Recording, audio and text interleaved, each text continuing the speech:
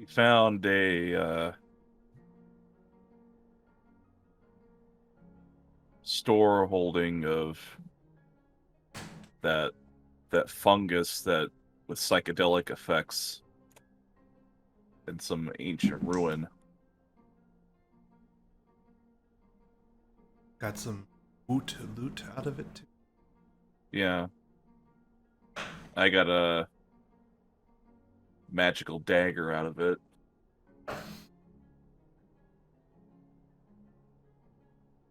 Yeah, we found a safe or something in the middle of some ruins that had some of that stuff in it. Mm-hmm. Got attacked by ghosts.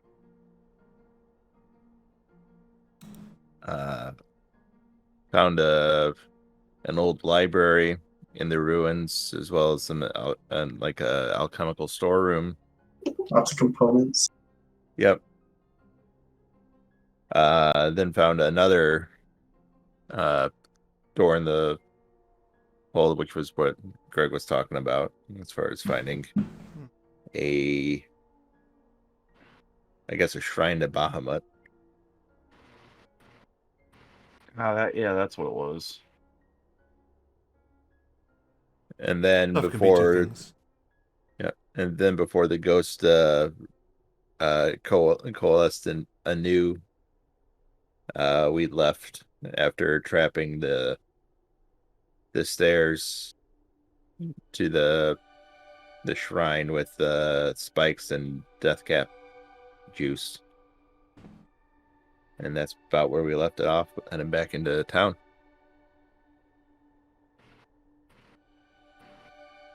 You spend that time following the path you've walked now several times.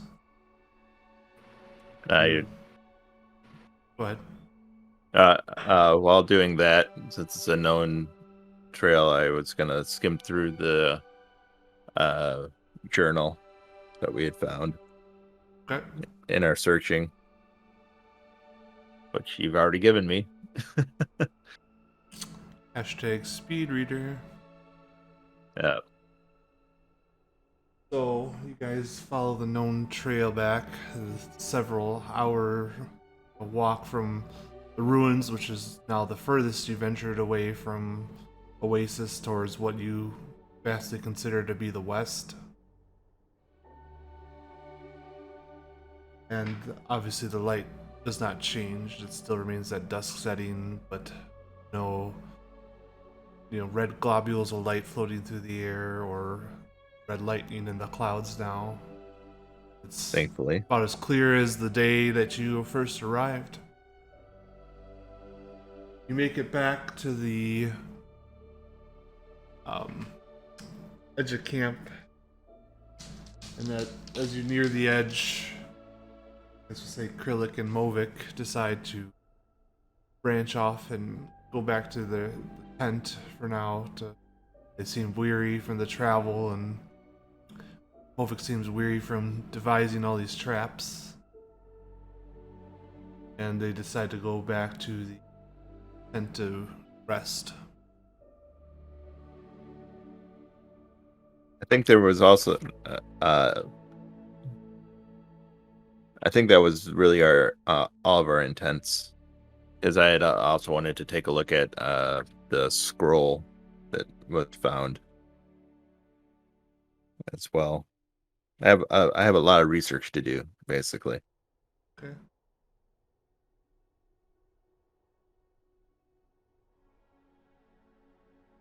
What about this? But as you guys are coming back to edge of town, Movik and Krillik kind of struck out ahead of you. Having a foot race. I like to picture the half-orc carrying the goblin on his shoulder. It seemed like the piggyback ride type. Giggling and laughing all the way. There's two different people on watch this time as you returned. You can probably discern that Uthma and Ellis. both probably relieved at this point, as it's been a couple trips back and forth past them, and you recognize the half-orc gentleman as being someone who looked uncomfortably at you guys near the well, kind of walked away after. I don't remember exactly what you guys did to him, but I remember you creeped him out at some point. There was some sort of conversation. Oh yes, yes. The weasel. I think it was the weasel. Yes. There's a Talking lot about of the weasel. weasel envy. Mm-hmm. And then there's a black-furred tabaxi on watch as well. Blackbird? Yeah. I thought we were the only two birds. Is this like an actual bird? Black fur. Back. Bird. Cat-like person. Okay, thank you.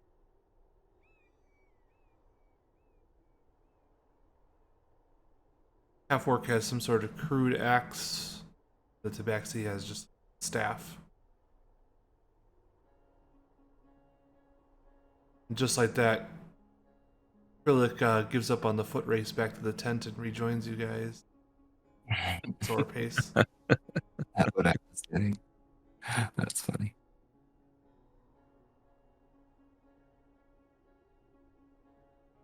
Half-orc kind of gives you somewhat of a sideways glance, but trying to avert his gaze from making eye contact with you guys as you return. The tabaxi kind of appears to be toking on some sort of hand-carved pipe. And it kind of just gives you a little nod as you approach. I'd speak up to the half-orc. No need to be shy. I'm just keeping an eye out. Sure. I didn't hear anything. Give him to me.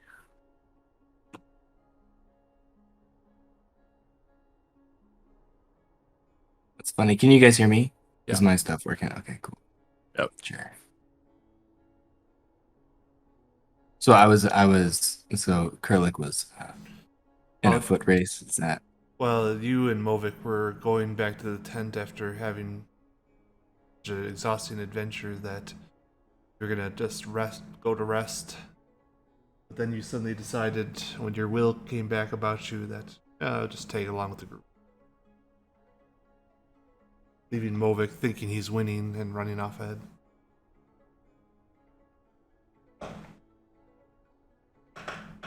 So, I'd like to ask the half-orc. So, how often do you have to go on guard duty?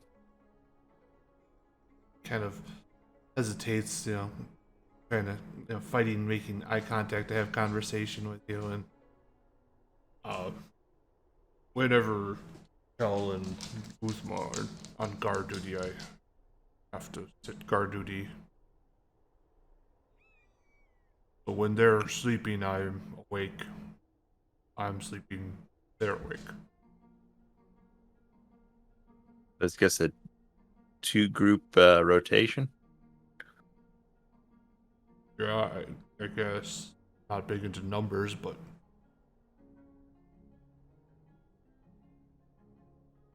What's your name? name is Ulvik.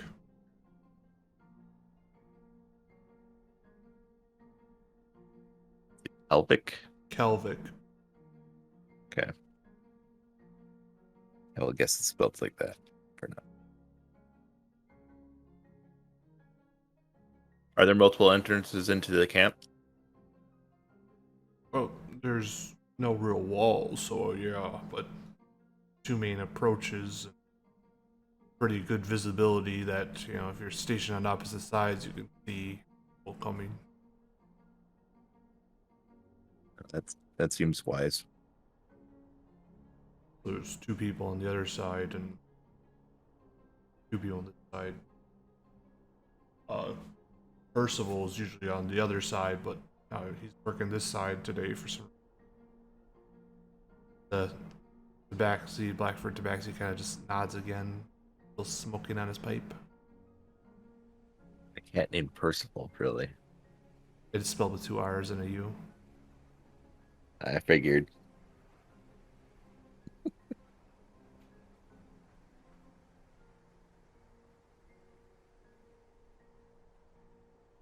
Are there any other of your kind in camp? Looking at the cat. He kind of looks at you and slowly takes the pipe out of his mouth. There's one other backseat.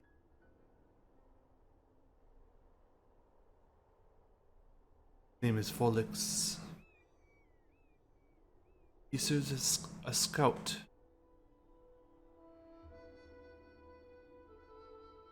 I am not as stealthily as inclined as he,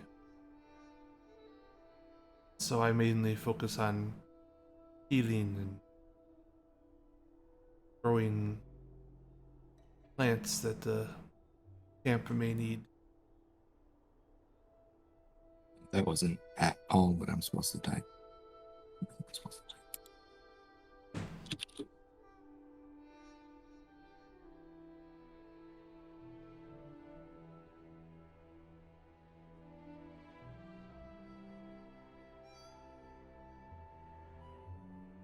I forgot the thing. You missed an A. Oh, did I? Is that what I did? Oh, Character. Oh, yep. Character. There we go. Sweet.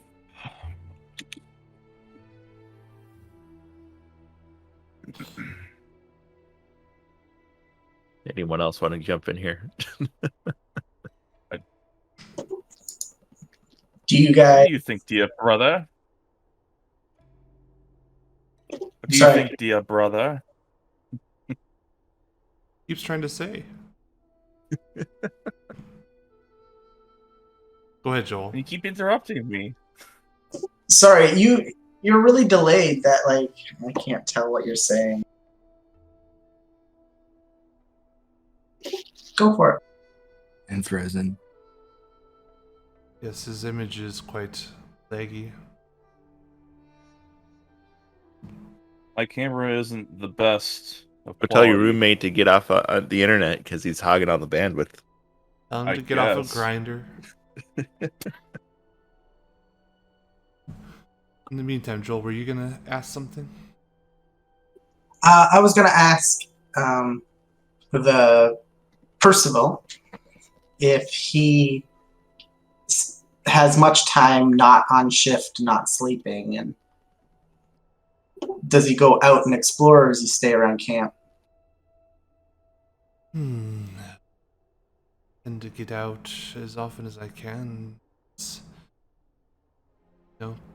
not very much in the way of plant life to be found around here, but I like to find seeds from plants that I can, and soil, any fertile soil I can find to try to be able to grow healing herbs and whatever I can to help the camp. So is that nearby? Have you cultivated some land to do that, or do you have to leave the camp? I have several vessels of sort around my tent that I have managed to grow with some varying success, different plant life. I've managed to make some of the soil fertile and occasionally found some very small pockets of fertile soil around. The infertile soil has been made fertile sometimes with a combination of decay and excrement. Well, I do a little herbology magic myself, and they seem to lose potency over a day. So possibly maybe you can create something up from the berry and make a seed, or use it to fertilize your land. Yes, very interested to hear more about this. You said you had a camp that You have a couple vessels. Where would I go to stop by? He kind of lifts his hand, points down the row. Kind of if the camp is somewhat circular, it'd be going clockwise. You're about the 2:30, 3 o'clock position on the clock right now. The exit that goes northeast, and he kind of, if you follow the edge of the camp around, you can come to a leather tent with several pots and wooden vessels outside of it with, like I said, varying success of growth in it. That is my tent. Well, do you sleep before or after your shift? If I were to stop by, I don't want to wake you. You have long shifts. It's like 12 hours, if I understand. As best as we can tell, yes. I generally am up for a couple hours before or a couple hours after, except in the case where I have somewhere I want to check or something, then I will, adjust my sleep accordingly. We may be able to help you check places if it's a far away area. As you have seen, we go and come frequently. If you ever find any seeds or soil, you can definitely bring them back to me, and I would greatly appreciate it. I don't generally have much on hand, but if there's any services or items I do have that you would find useful, you're free to barter for them with the seeds. I'll start with goodwill, and we'll see from there. No idea what we have to offer each other quite yet.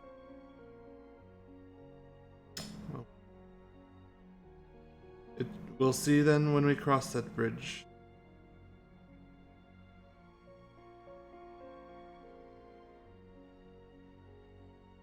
And what are you in here for, if I may ask? Well, I've been here as best I can tell for about 2 years. I was thrust into here for being a agitator. The Empire doesn't know the value of nature.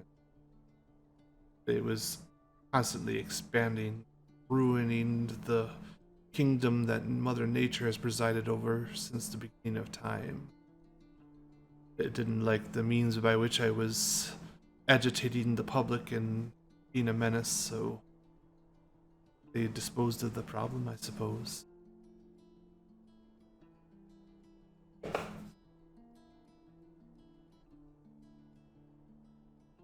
Oh, so just dissidents, yeah? You could say this.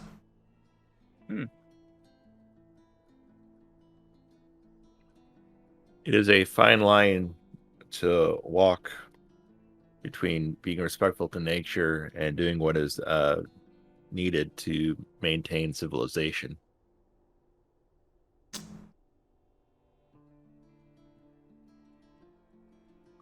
Nature must be preserved. And I only hope that, as my fight has now ended, someone has taken up nature's fight in my stead. Did you have any followers that may have gotten away? There's like-minded individuals. Idolize nature as I do. I hope they've taken up the mantle.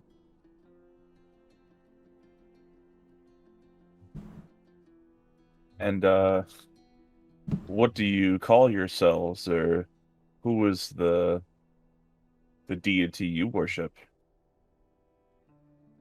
I just worship nature.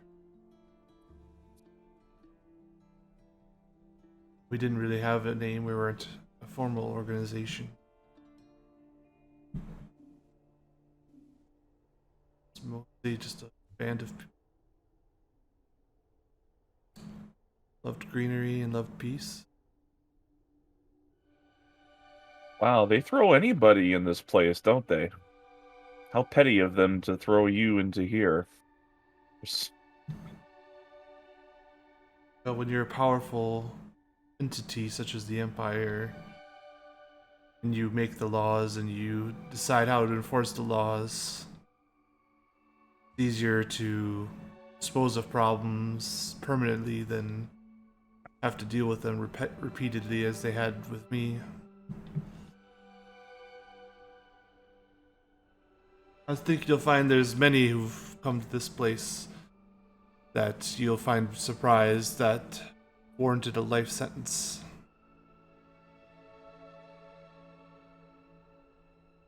Preaching to the choir.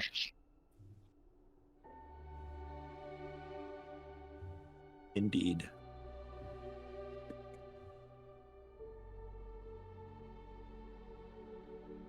Takes another long drag of his pipe. Were you able to cultivate the leaf yourself, or were you able to smuggle some in for long term? No, I grew my own tobacco. We found a somewhat dried planting of it near some ruins to the northwest or northeast, direction you came from. And I was able to salvage some seeds that hadn't been lost to desiccation and time. Then I had made some fertile soil with food decay and some of my own droppings mixed together. Gives the tobacco a kind of unique taste, I should say.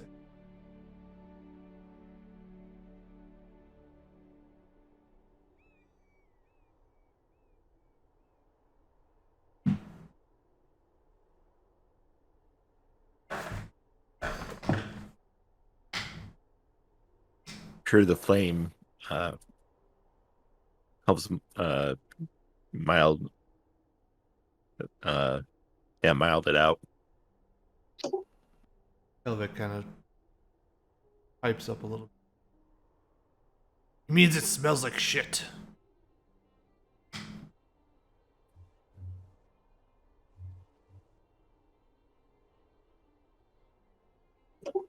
Alright. Well, thank you for your time. We shall be on our way. I'm sorry. Percival nods, graciously at you.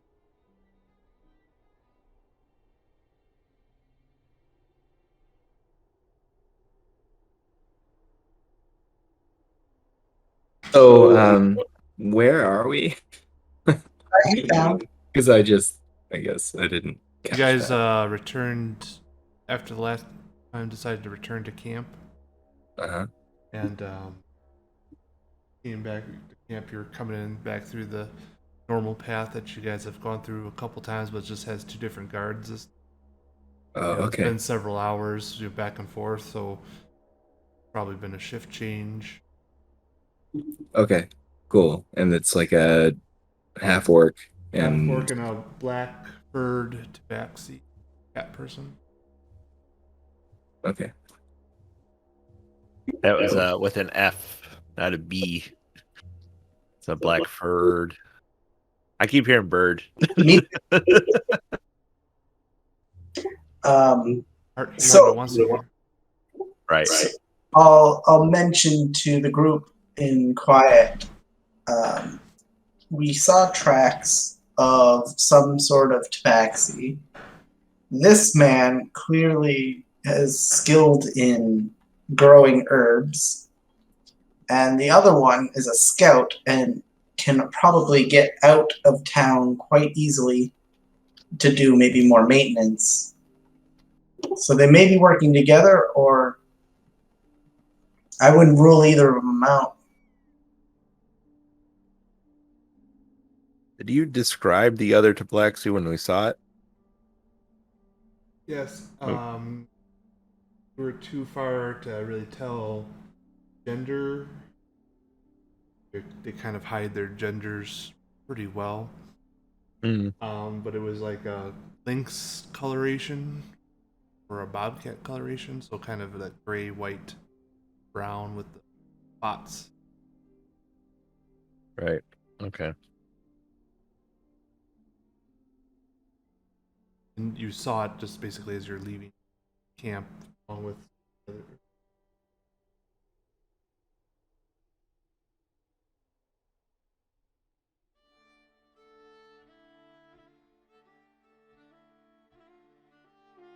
Okay. Good, thank you. So you guys press on through camp back to the center near the well.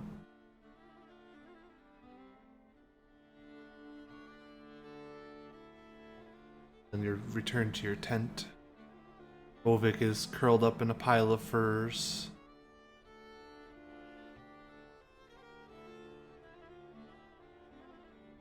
I could picture him clutching the wand in his grasp Mm-hmm. as well.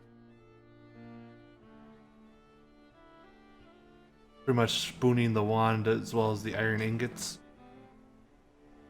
All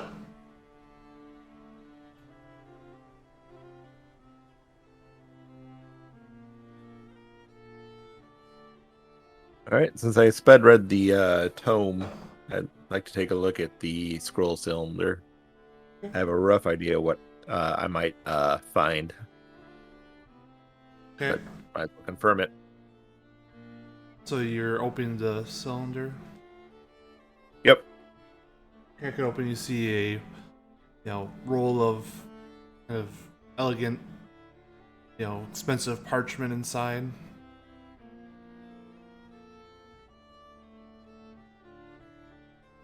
You pull it out. Yep. Okay. Pull it out, and it appears to be a spell scroll. The spell is for Crown of Madness.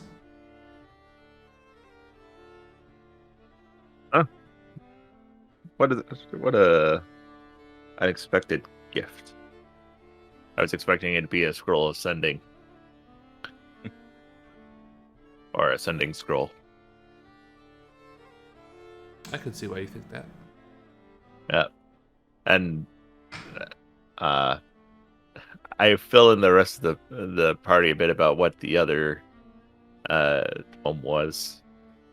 It was a journal written by a young woman who had been sent here to guard the inner chamber, or that golden sphere that is in the middle of everything. The ruins we left was most likely a guard tower for that end.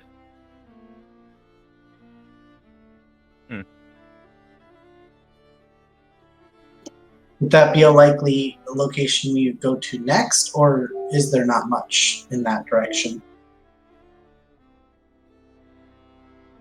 There was mention of needing some special marks in order to pass through the inner barrier. Very intriguing. We may try to find those by visiting some of the other prominent landmarks in the region, such as the Ice Spire, but that might be more long term. Definitely.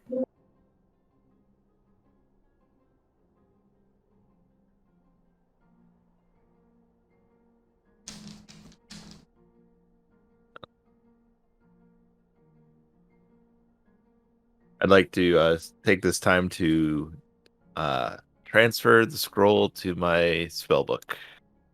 It's 2 hours per. Yep. 4 hours.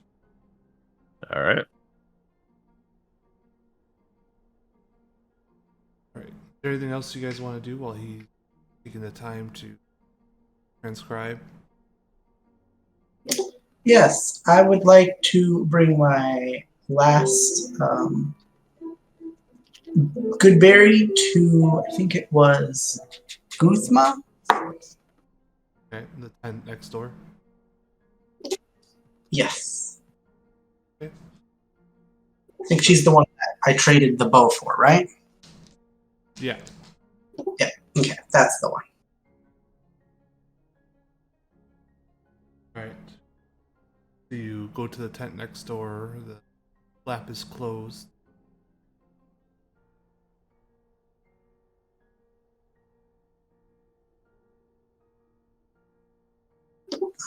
Do we know when they change shifts? You don't know exactly. Know that they had changed shifts at some points last past.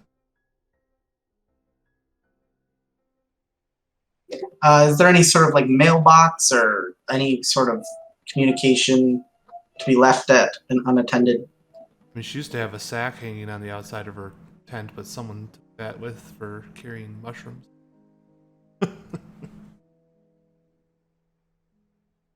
we have any sack remaining? Or is it all full of mushrooms now? Remember if you ever guys ever actually filled it with mushrooms? Yeah, we We- did it. Okay. We filled something. We filled a sack with mushrooms. I thought we found a sack in our Yeah, tent. For, It was for We had evidence, like kind of like we had, between like- the tents.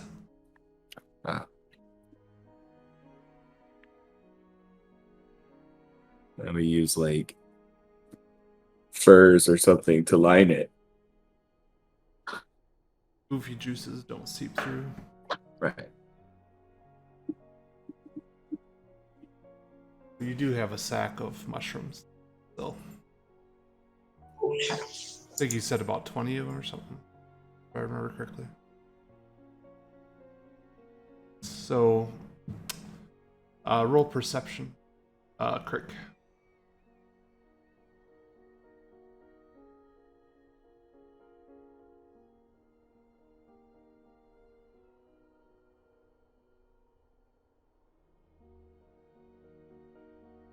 You try to listen to see if you hear anything, and you think you hear like a slight bit of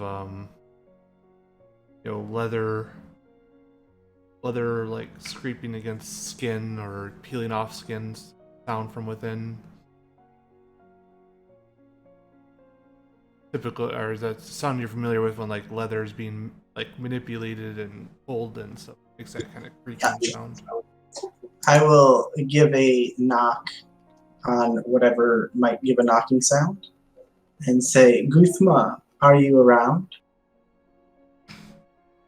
Aye. But who is calling? It is Crick. I come bearing your good berry. Oh, yeah. Come in, come in. I'll enter. She is standing there, kind of holding up her leather armor a little bit. She might have been in the process of undressing to get ready for bed, and she's like, "You're a bird of your word. I like that." If this is a bad time, I can come back. I'm sure you just worked a long shift. It doesn't have to be a bad time.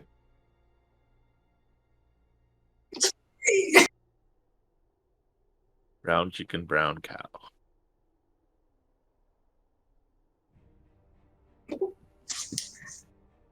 I have had the opportunity to use that bow, and it has served me well.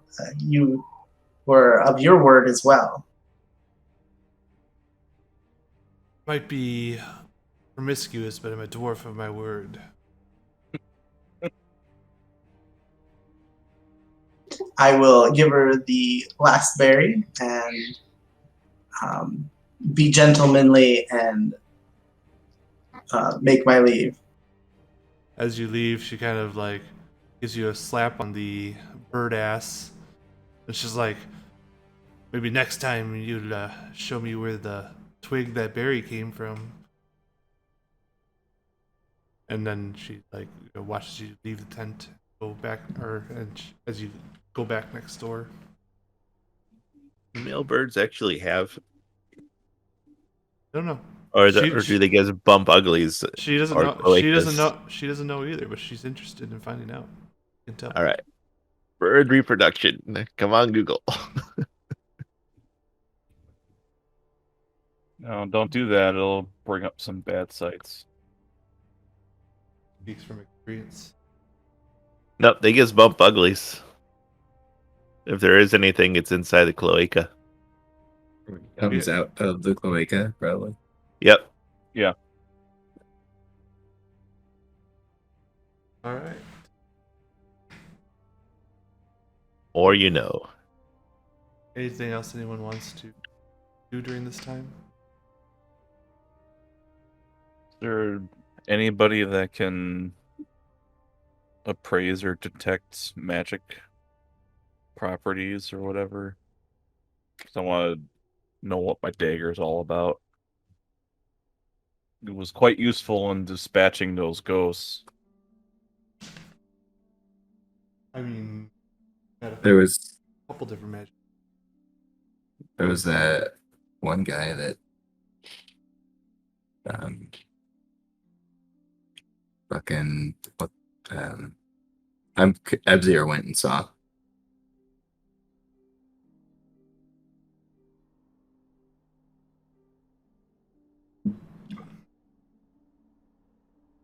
It's what's his name? Calloused, Yes, Calloused. purple tent across the square, across the Yep. screen. Half.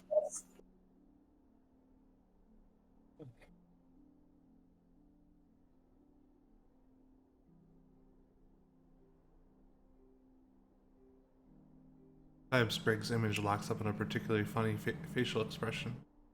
Mm. So, are you going? Do you want to go to take the dagger to Calloused? Yeah.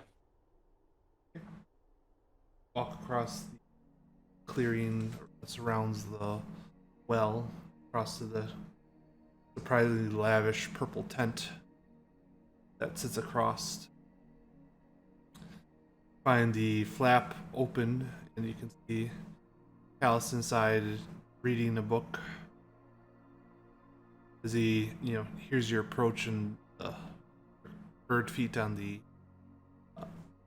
dry, sandy, rocky surface, kind of looks up and sets his book down.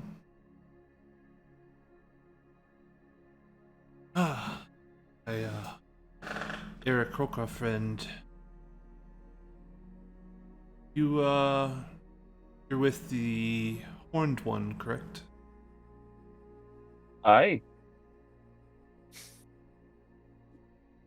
His new spells are serving him well. Well, once he gets them figured out and sorted. Hmm. While he's in the middle of doing that, I forgot I had this, and I unsheathed my dagger. Ah. Nice. We came across it in our last little escapade and determined it has some kind of magical abilities, but I'm not sure quite what it is. May I? Holds out his hand. Indeed. He gently takes the dagger from you and lays it on a piece of soft fabric on his table.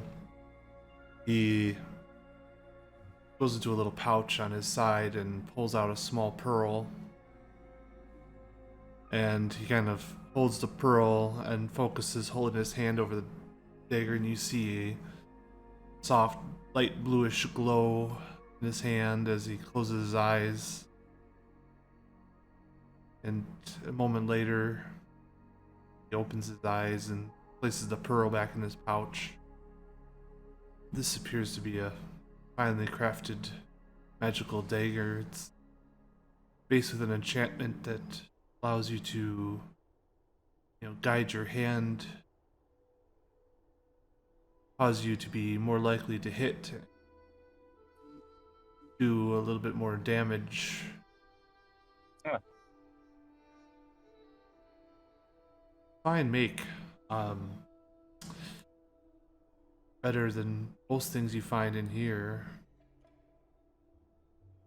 Most likely not from this realm. No, as best I can tell, it was enchanted by some sort of religious sect. The enchantment has some sort of celestial or divine hint to it. Huh.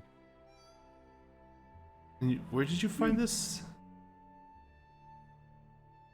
We found it in some old ruins, just a little bit north from here. Oh, yes. I've seen those ruins. I know what you're talking about. Yes. They seem to be haunted. I tend to steer clear of them because I don't want to be possessed by some otherworldly spirit. Well, this dagger was most useful in dispatching said haunts. I imagine so. The magical weapons tend to be the only things that can cause an ethereal being like that full damage, whereas other things are reduced or immune.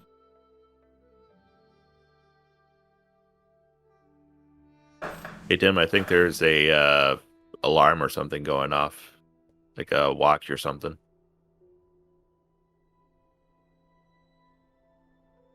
I briefly heard it. I heard it for most of his conversation. If you guys Have could like a come over, time if you guys could come over to my house and find it, it's been going off for months. Every All right, hold on. it usually stops after a while. Okay, that's I fun. honestly have no idea where it is. I'm sure a kid has put it somewhere, and Yeah, when you have kids, it could be anywhere. Probably in a yeah, couch. could be an account. They've crammed things in vents too.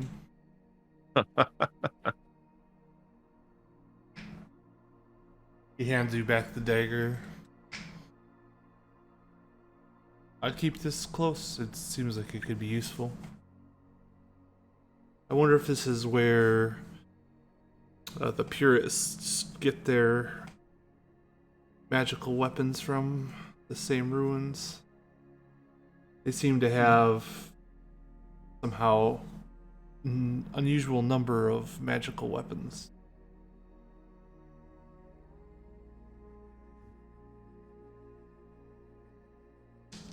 I do thank you for your time and solving this little mini mystery.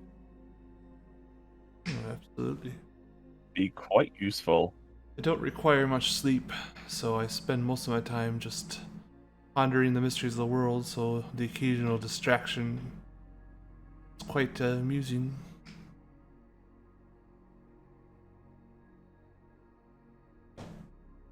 Now, if I come across with anything else, I'll be sure to bring it your way. Sure. Any of your party can feel free to bring it to me, and if you ever accomplish the task we talked about earlier, I would also greatly like to hear about it. So all, I recognize Aarakocra, that different Aarakocra.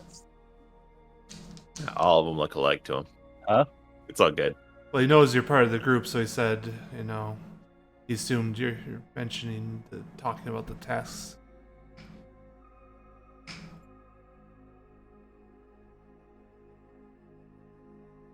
He does not know. Yeah. Ask? Oh, I assumed your colleagues would have talked about this. I shouldn't. I shouldn't say any more here.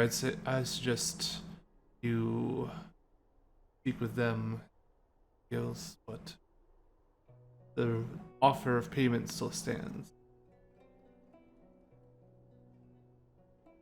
Very well then.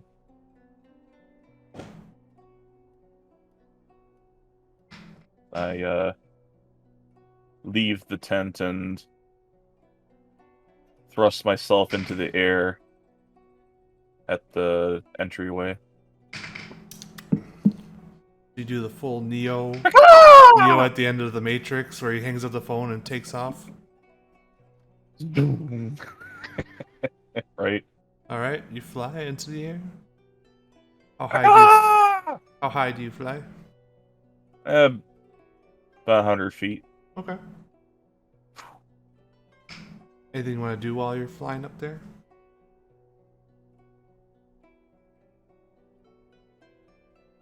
Just rest, take a break. You will take a break while you flap your wings to stay afloat. Oh, you just hold them straight and glide. Wow. It's a hot area, right? You effort. should be able to, yeah. All right. Right the third. Anything accomplish during this flying break? I would like to take some of that silver that we got and turn it into a powder for components. Wait, you're turning our silver into powder? Just a little bit. It I was don't like even remember how much silver we had. I think Kurlik would have an inherent issue with you powdering our silver. I had talked about it when it was acquired.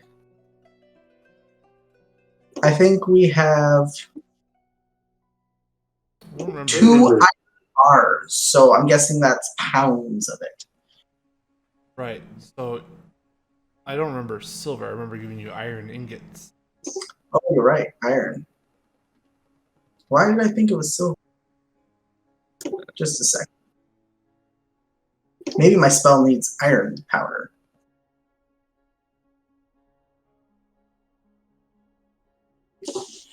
Anyway, carry on. So how would you like to try to render a forged iron ingots and iron powder?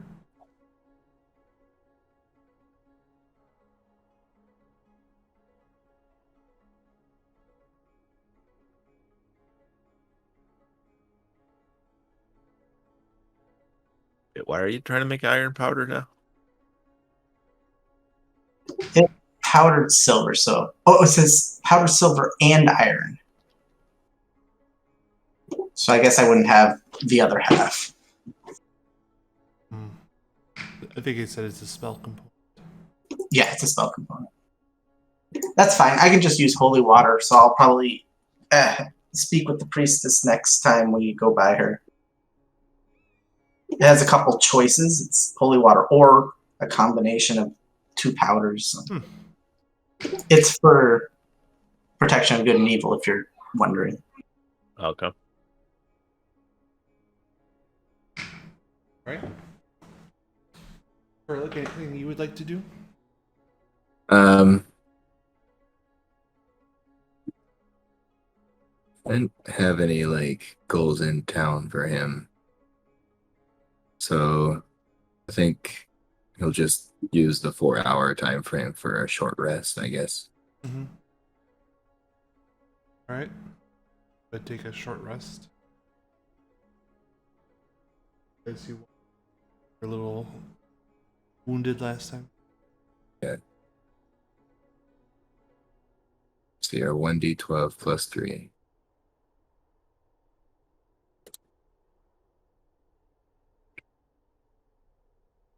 Reset maximum HP changes during this rest. You guys said yes. I mean, we didn't change your max HP.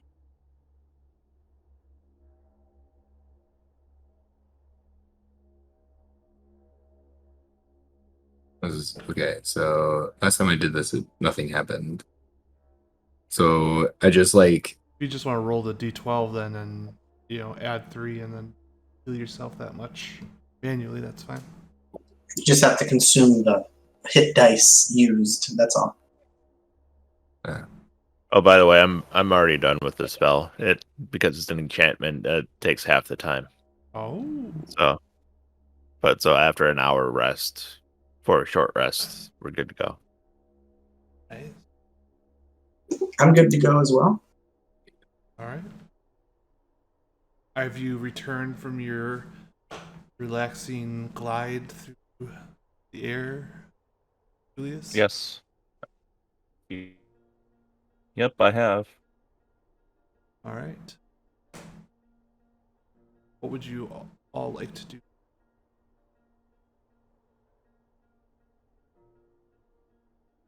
Okay.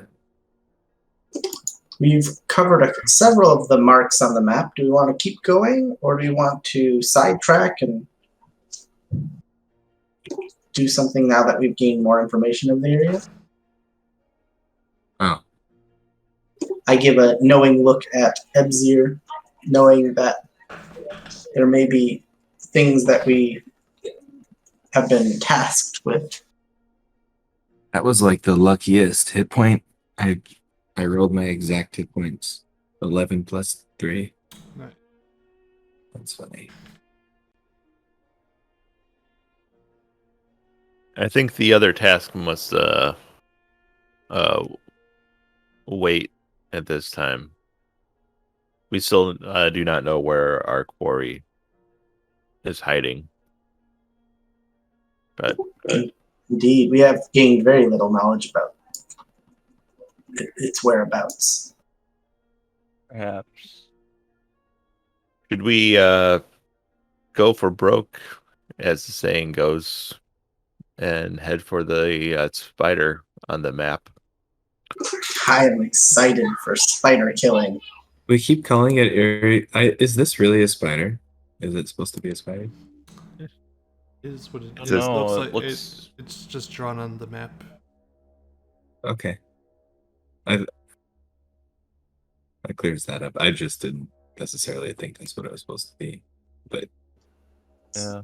Well, I did not draw it.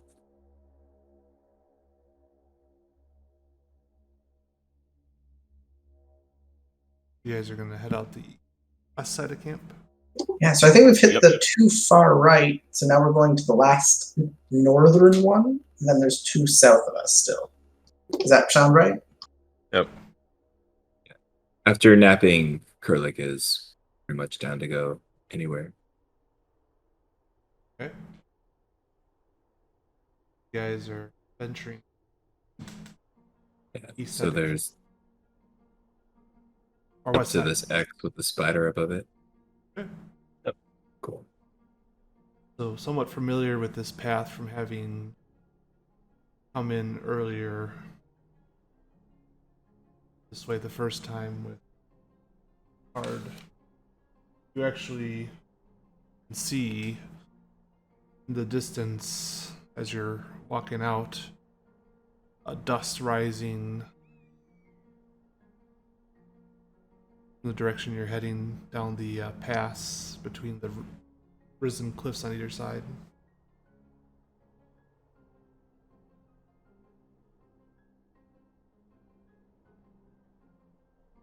Somebody coming this way, perhaps.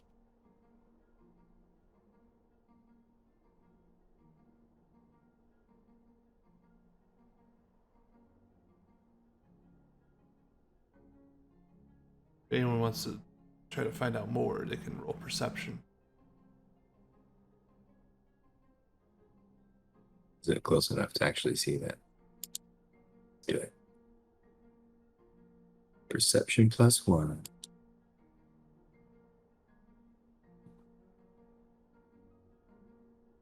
Okay. Erlich, you through the dust. Ebzir, not so much.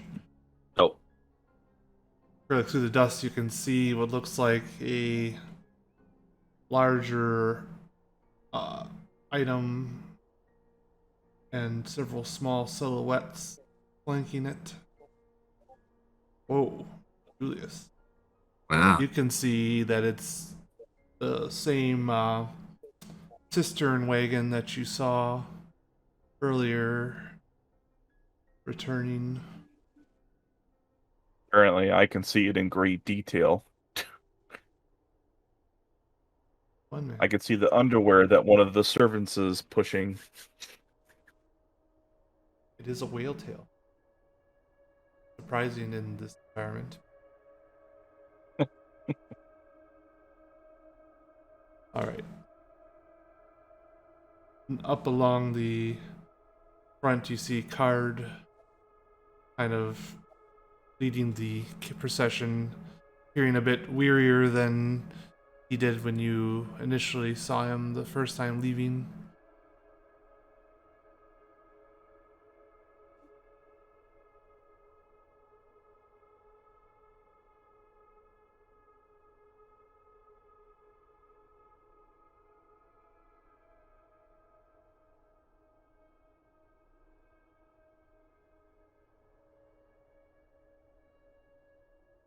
As you guys move onward, you kind of pass each other. Procession, the wagon being pushed and pulled by other members walking alongside with simple weapons. Card kind of just, hesitates, lets the wagon pass as you guys begin to pass ways, and walks up to you guys and like, "Hey, how you all enjoying life in Bora'Thal right now? You've been here a couple of days now, right?" Something like that, maybe. Hard to Yeah. tell how much time has passed. That is true. If you want, he kind of like yells at the wagon, like, "Hold up!" He's like, "It looks like you guys are striking out again, so I didn't know if you wanted your daily portion or not." And he pulls a sheet off the wagon, and in the area not occupied by a cistern, you see a stack of those food bricks. Trade went well. No hiccups or anything. I think they're excited or holding off any sort of violence for the gladiatorial games coming up. So they're not interested in putting anything in jeopardy because, well, everybody likes a good, fight to the death. Gladiatorial games? Yes. It's one of the few methods that all the organizations in here have to resolve conflict or relieve tension. Many of the clans come together, and people can participate if they want, or sometimes we've had it where each group selects a champion, or there's multiple champions, and you cheer for your champion, and if the winner gets special prize. What does the loser get? They get shame and defeat. Lately, we've been trying to steer away from fights to the death, but sometimes things happen. What does the losing side lose? He kind of looks Is around. there What's that? I think they die. It sounds like they die. People have died in the past, but typically nowadays the priestess doesn't really like us killing, so we just render them unable to continue or do our best to do so. Where does the prize come from? Well, the prize comes from the losing factions. The leader of each faction gets to choose items that belong to the other faction that they covet and keep those items until the next game. What is the location for this gladiator fight? Oh, yes. He says in a more flowery way, if you looked at your pinned messages. It is along the edge of the inner sphere between Banquet and Oasis, equidistant from central to all tribes except the Order. But the Order doesn't always participate. In fact, more often than not, they don't participate.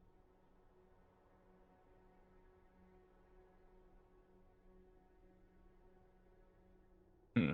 I've been here many years and I think I've seen them participate twice.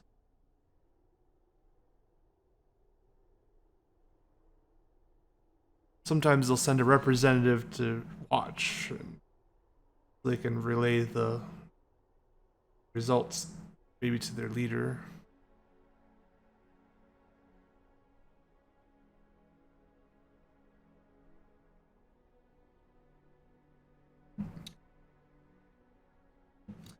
Those games are coming up in, I'd say,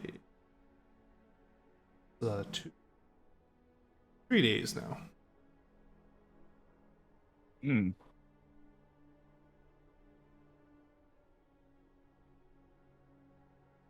Be something to look out for, I guess. I think if we can prove ourselves, we might be able to represent. He kind of laughs and slaps you on the, well, it's more like not your back, it's kind of like, the small of your back because he's a halfling. He's like, I like your spirit. If it is a open contest, you are more than welcome to participate. Just know, not every clan likes to abide by the no killing. I mean, the priestess has been able to bring back fallen gladiators for us before, but sometimes she can't make it back in time, or make it in time, or sometimes there just isn't anything left to revive.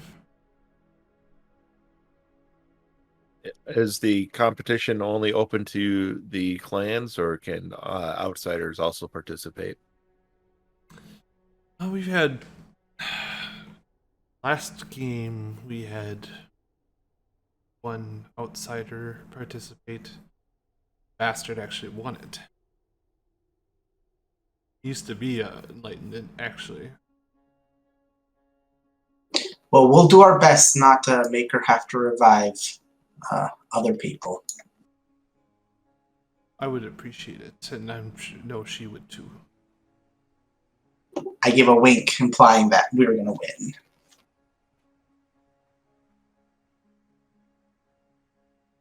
Not to be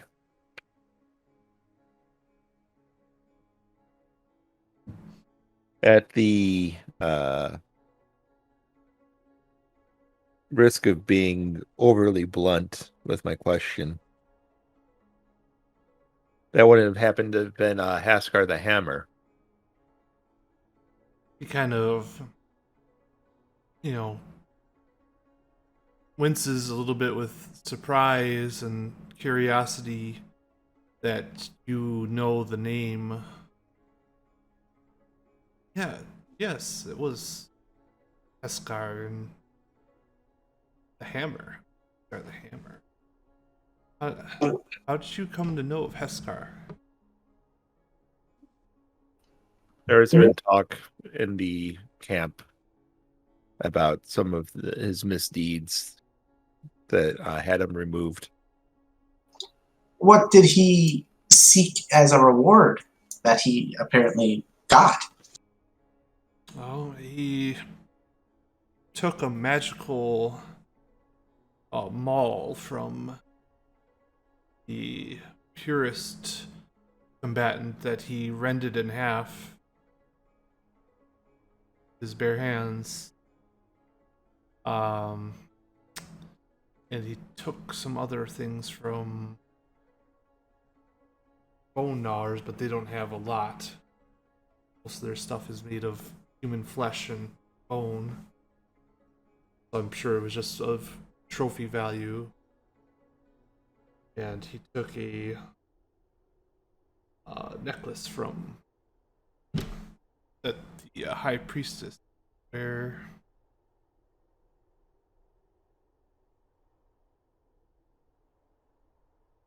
I know she wasn't quite thrilled about that. What did he take from the bonar? I I Oh, you couldn't don't know. I couldn't tell you. It looked like some sort of idol, possibly. But I couldn't stand to look at the Idol, I couldn't stand to look at the thing for very long, considering it was made of a combination of canned human flesh and bone. I see. It's very very unsettling.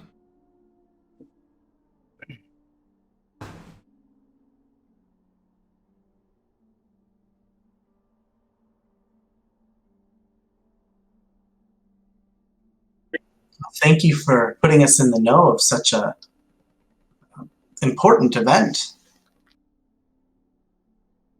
There's not much in the way of recreation around here, and that's about as close as we get to a somewhat peaceful gathering of the clans.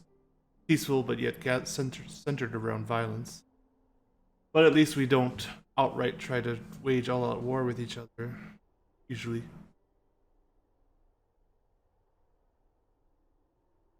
And how frequently are these bouts so to avoid wars? Best we could tell, we try to do them twice a year. So, every 6 months or so. To our best approximation. Usually we'll find a, somewhat central event that everyone can tell happened and use that and send messengers to say, okay, from this event, let's say our last event that we used to coordinate was your arrival. Based on your arrival, we said 5 days after that. It was either way, it's in 3 days. 5 sounds right because I've only received 2 bits of food, so that would be my telling of time. Well, I mean, he grabs 4 bricks off the cart and This being the second bit. Yes. Sorry. He holds them out to you and offers them to you.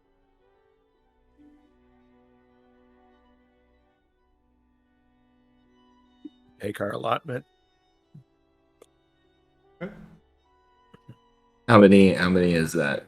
Is it just one per day? I mean, it's supposed to work out to one per day, but Yeah. do we only get it once a day, or is it like once a week and we just gather 7 for ourselves?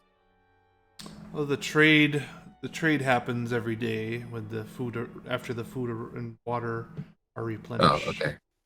Cool. Then we keep some that aren't claimed in reserves, so that if something does happen, we can prolong life between next time we get food.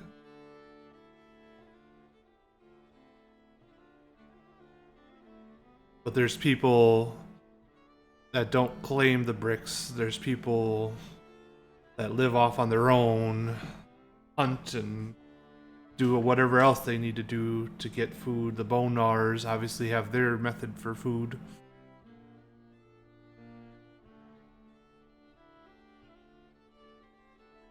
So there's unclaimed bricks, and we split those in half between the parties, between the clans as well.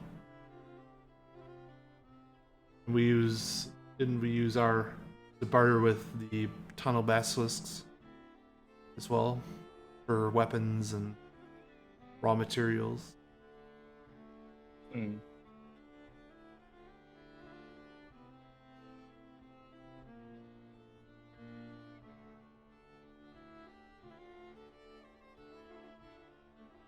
Acrylic takes his brick. Right?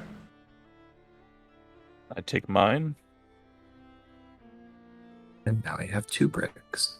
Yep. Good berries. paying off until you start making me have components. I think you're running a little low. I have 0 good berries right now, but for I meant on components, you're yeah, running a little low.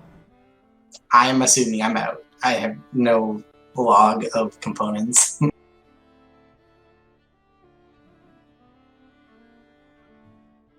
All right. I believe by normally it wouldn't be used up when you cast Goodberry, but I think a lot of people house rule it that it is destroyed just to try to keep things interesting, because otherwise rankers are. I let him cast it without having the components earlier is the issue. I didn't even know that it had components. My bad. So we'll find out if the components are consumed or not when he acquires them. Fair enough. A sprig of mistletoe. You did meet an herbalist. Yes. You can see if anything's hanging at the front of his tent. Festively. Yeah, it's unlikely. I don't think I'm gonna have to change the spell out. Or can hand wave it that it's gets a sprig of something and not necessarily mistletoe specifically. It's up to the DM and like Yep. giving me a ruling on that. A sprig of desert shrub makes an adequate berry. Okay, Barry. An okay berry. All A right. decent berry. You guys are continuing. To the spider!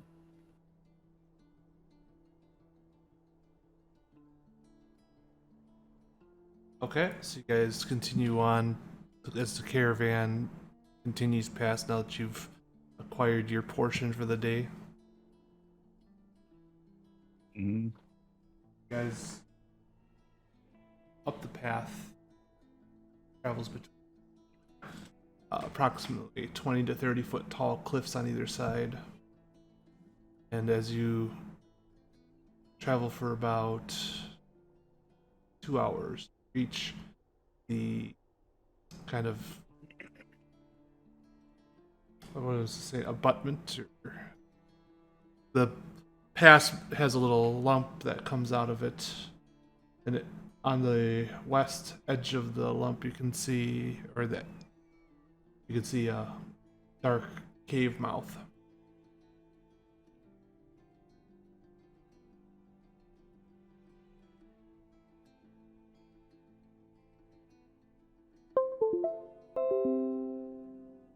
Are we all able to see in the dark? I cannot recall.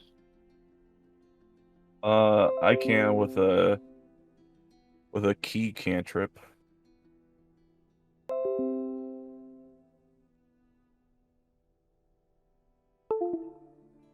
Or perhaps adequate lighting would keep That us too. at Did Ebsir have dark vision? I thought someone did. Ebzir does have. I do. Ebzir does. Did we just? But you we played it didn't? wrong. Yeah. Oh, okay. Yeah. You forgot you had dark vision for. Yep. Oh wait, I can see.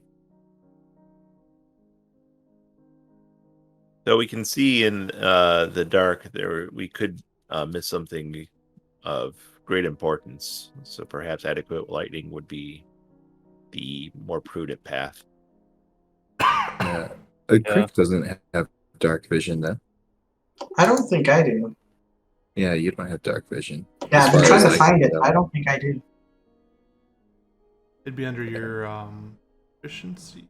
Or It'd like, be under senses. It would be underneath your passive. Your Nope. passives. I Yeah. just have the normal 3 for Okay. senses. So no, I can't see in the dark. Okay. We do have candles. We received at least a few candles from the priestess. Oh, Julius can give somebody dark vision though. Is that how the key Well, I works? can't. Or you can give himself No, it. it's only for me. It says dark Yeah, vision it's by through touch. You touch yeah, a but willing creature. Am I misreading that? And it seems like a I don't know, pretty it just cool says skill. it That's just pretty says neat. under Shadow Arts I can use illusion cantrips. So I can cast darkness, dark vision, pass without trace, or silence. Which means you You But I can can don't pass know technically. if without a that's just trace? Which means you can cast it on other people too. Just have to choose to it's do that. yeah, it costs me key points to do that, and I don't have very many. Well, you took a short rest, so your key points are back. Right, but it's 2 to not only have 3 Right. for each of those, so I can only do it for one person or just myself. Handle it is. Pass without traces affects everybody within 30 feet of you, I believe. Yeah. So you cast it on yourself, and basically everyone has +10 to stealth on all their rolls. Amazing spell. So just for future reference. All right. You Okay. guys stand at the mouth of the cave. You can somewhat, feel air, kind of blowing out of it softly.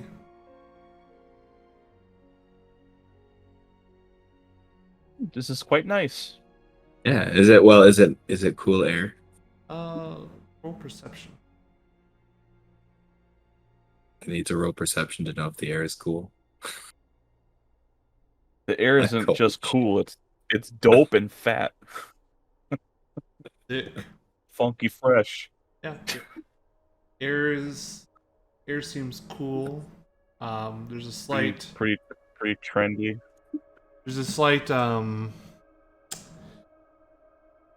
bitterness to it. Does it smell like death or decay? If you want to roll a separate perception to try to investigate further.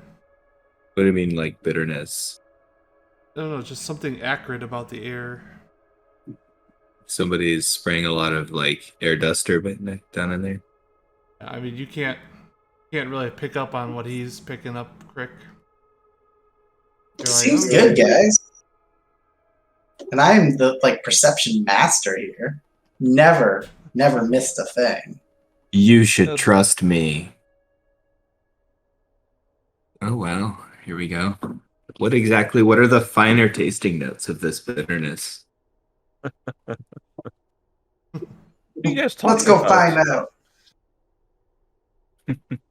I mean, Ebzir I smell is nothing. definitely aware of the finer tasting notes for sure. Oh yeah. Oh, Ebzir, you pick up on what he's picking up too, but more acutely, and it's almost like there's like hints of acidicness to the air. Not like that it smells like it'd be harmful, but it just kind of smells like acid's been used fairly recently somewhere down there where the air's coming from. Perhaps the breath of a foul creature.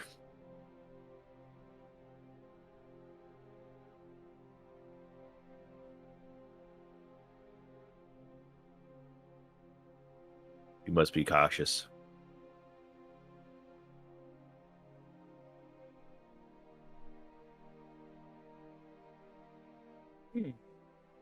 Why should we be cautious? I taste a little bitterness in the air, but why should I be cautious? Well, the area that we're at does have a crudely drawn spider figure on it. I guess that's fair. Perhaps that scent that you smell that I can't smell or ascertain is a bit of a foreboding.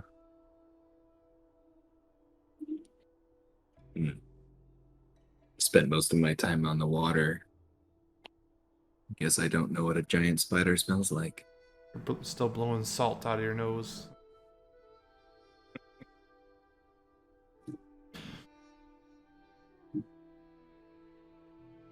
Alright. So you guys I'll lead the way. lighting Well, up let's just go candles, in or at least. Yeah, Yep. I believe so. okay. I Did you get- suggest we spread out entering the cave so that we are not easy prey. Or hold on a second. Everyone, come together. Come on, huddle up. Big group hug. Come on.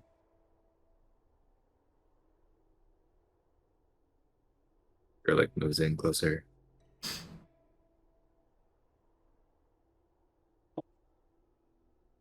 I don't do this very often, but I think I should at least try for everyone's sake here, at least for mine. I gonna use 2 of my key points to use Pass Without Trace and cast it on us. Okay. Just sure I have the correct.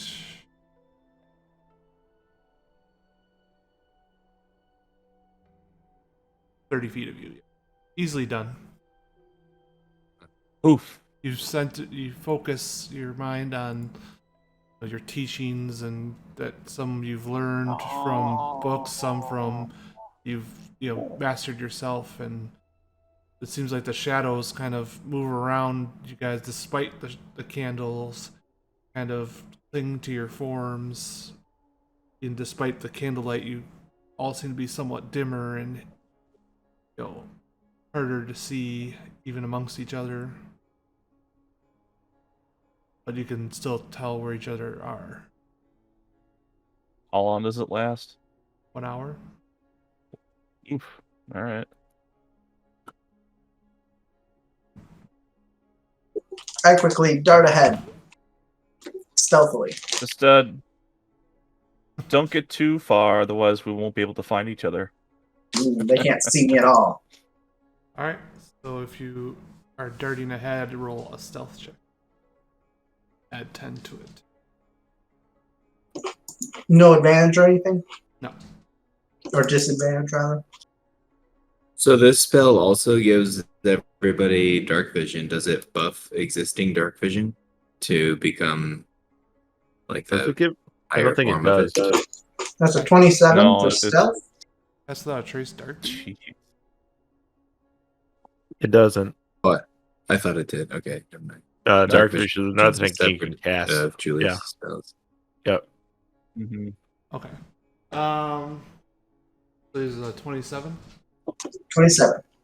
So you guys are standing there talking. All of a sudden, just like there's a brief just air, and you look, and just Crick's gone. You see him kind of stealthily, surprisingly, with how fast he's moving. Moving down further into the cave, and as you are you holding a candle or something, Crick? I think I'm holding the candle. As you do, But you stealthily, so kind of can... covered. Okay. As soon as you are you moving like far ahead, or no? Could I use the metal cylinder to mask the light a little bit and channel it? And Metal song. that was Yeah. with the parchment? Oh, that was like a ceramic. Yeah, scroll ceramic. scroll tube. Yeah. I mean, you can. It's like a perfect. I mean, did you give it to him or something, or? I guess I would be. I would have. I may have left it to the side. He could have Okay. grabbed it. Okay, fair enough. Yeah, I mean, you can try. I mean, it's a perfect cylinder, so if you put the candle inside, it bathes the area in darkness. I guess I'll try and use it to like channel the light Okay. rather than like cover it, so that it's not illuminating in a way that would make it less stealthy. As best as you can tell, the the tunnel appears to be consistently about 10 feet in width. It's kind of curving downward at a somewhat steepening angle, not so much that you're struggling to maintain footing or anything like that.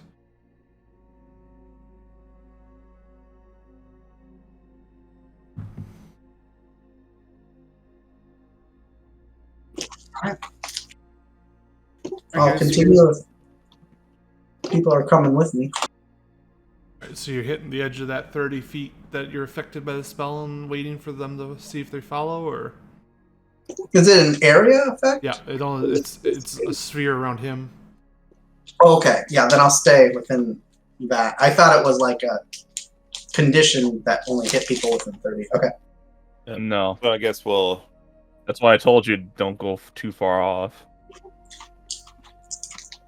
I'm Excellent. gonna stay towards the back of the group, Okay. but still within 30 feet of Julius. Erlich, where do you want to be positioned in the group? Kurlik will just move toward the front, Okay, so and Crick then and Kurlik. he's also gonna tell Crick to put out the damn candle.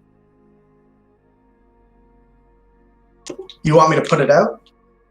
No, I don't need it, so I automatically just don't think it's a good idea.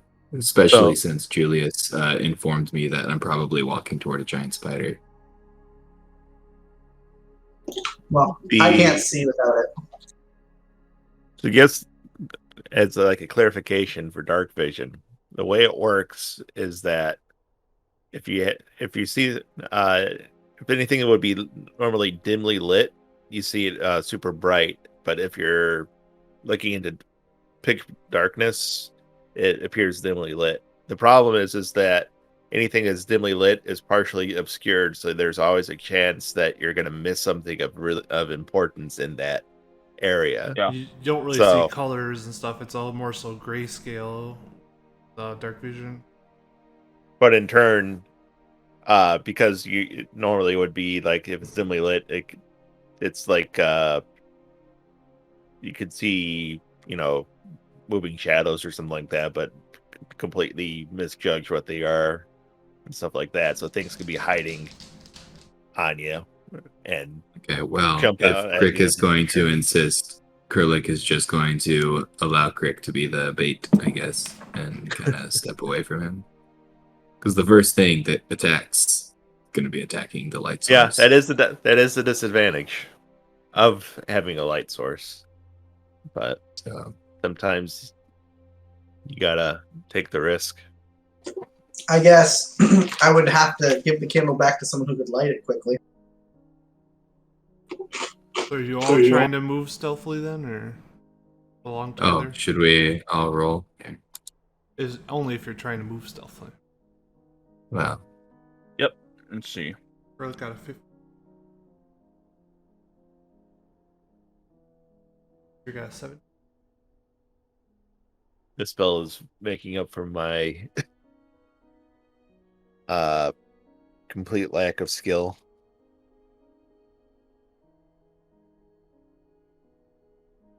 Julius wow. 28. Plus- yeah. Plus 10 also. Yeah. Yeah. Right.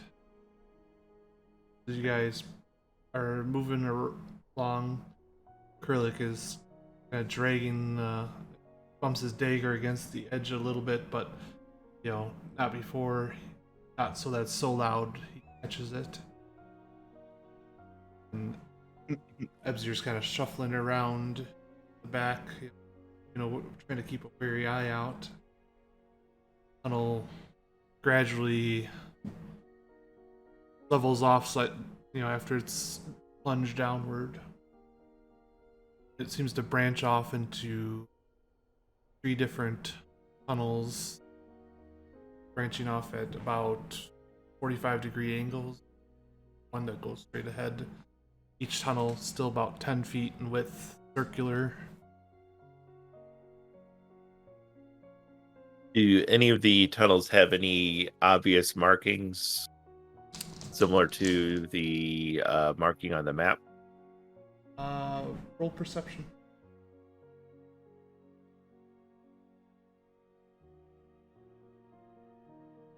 Nope. No, nothing that you can.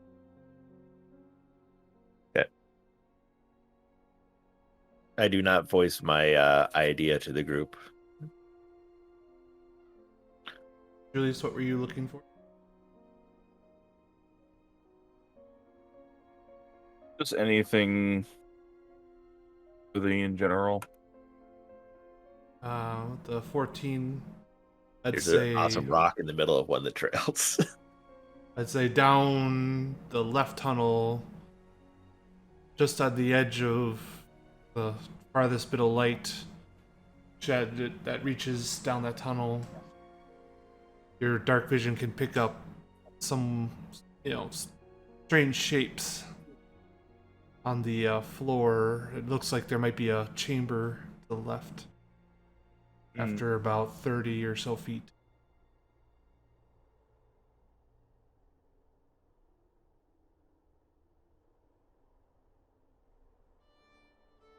Is there still wind blowing through the tunnel? There's wind passing through the tunnel. Based on that perception roll, I'd say you can tell it's coming from straight ahead of you. There's no real airflow coming out of the left or the right.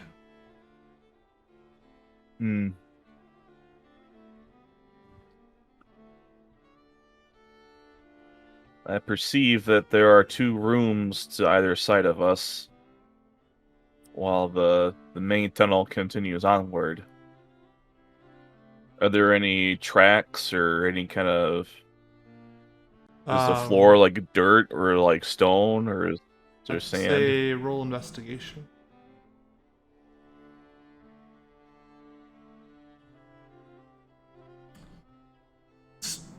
I can't seems tell. like stone. That's a stone floor.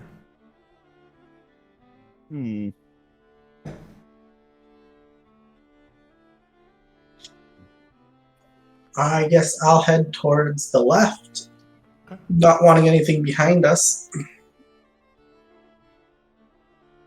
You start walking down the left with holding your candle that you're trying to directionally use.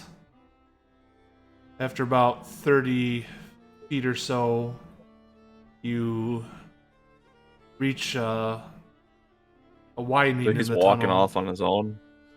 That's what he said. So you reach a widening in the tunnel, and with your Where are you going? with your light, you can Jim. see that it's about a 30 by 30 foot chamber, circular, with about 10-foot high ceilings, and just on the floor of the chamber, you can see just tons of white, off-white, ovalish objects. Oh, back So- up. Covered in some sort of like mucousy, membraney type material that seems to tether them to the floor. I will back out. Okay, roll Dear brother. roll a stealth you check. doing?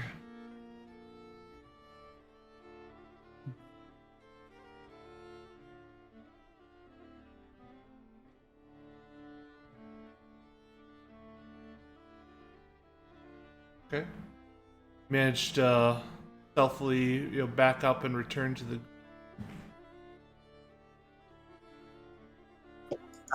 I'll share with them quietly that there's definitely something over there that is killing. I think there may have been skulls full of goop.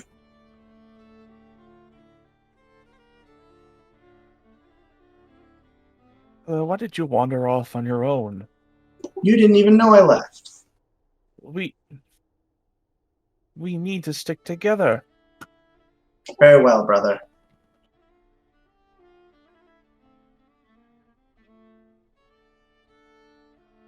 So then what did you see again?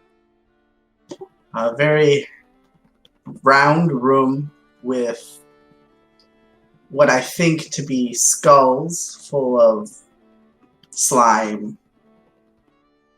I got an eerie feeling I was not alone.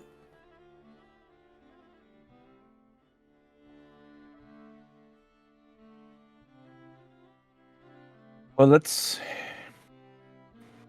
I think we should duck out of this area before we get it too far ahead of ourselves. My concern is that something will straight- come up should we behind go us. Should we go straight on or go to the right? So it seems like the left room is a big no-no.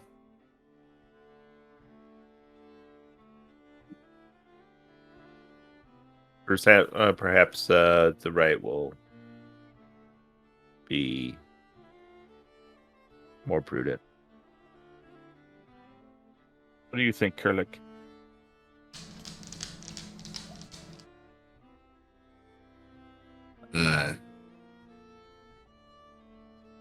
We would be leaving something behind us.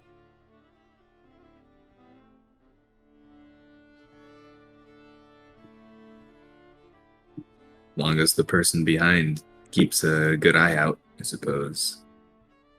We can move on to the right instead.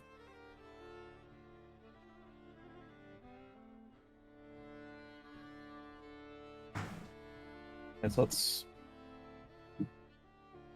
do that. Let's go right. So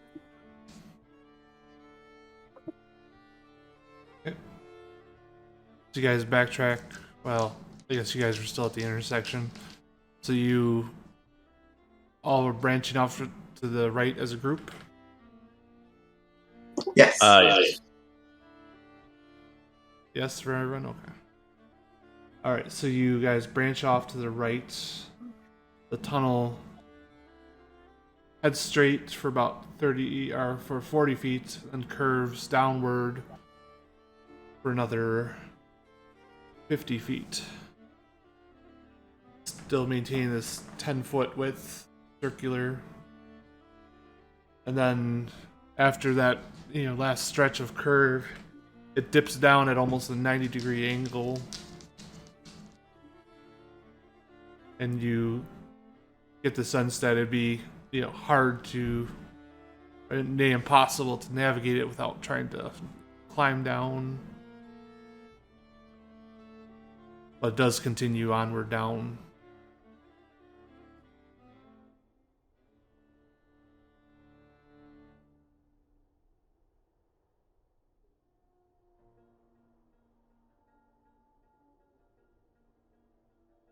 We don't have any supplies for climbing.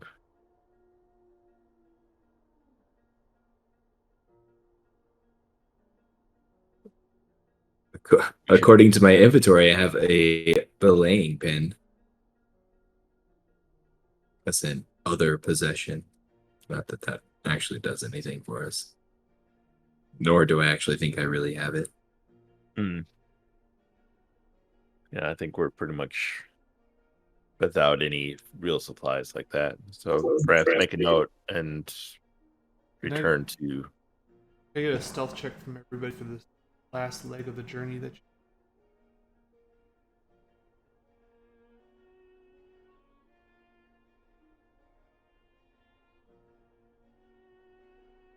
you... Again, wow. 22. guys, 21. guys are doing pretty good. As best you could tell, doesn't seem to be any reaction to your presence. How large is this hole? It's about the same size, so it's like a 10-foot diameter circular tunnel, the same as the ones you've been walking through, but this one just goes and curves straight down. Well, not straight down, but almost. Okay.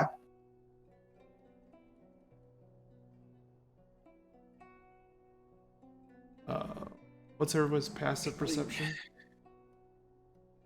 14, I think, I'm the highest. Well, I'm 11. I'm also 11. Okay. Prick, from behind you, the direction that you guys had come from, you can hear the faint, sound. It almost sounds like metal or wood on stone. This occasional, like, Does it sound like feet or multiple legs or? It seems rhythmic.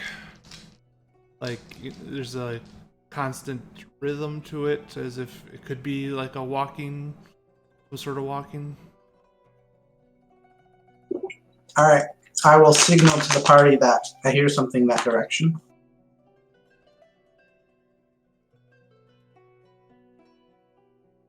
All right. Gotta see something here. Perhaps somebody should get eyes on what is making the noise so we can follow it.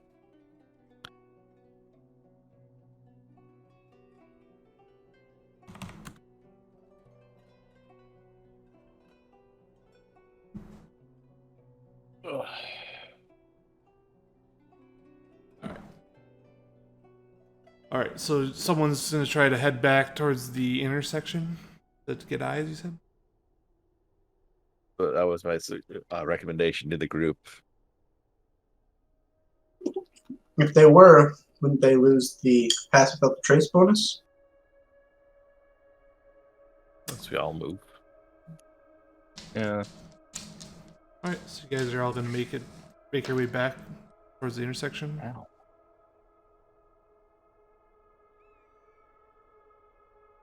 Yeah, I think that'd be best.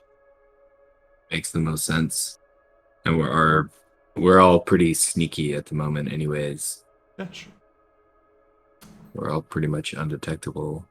So making your way back towards the intersection.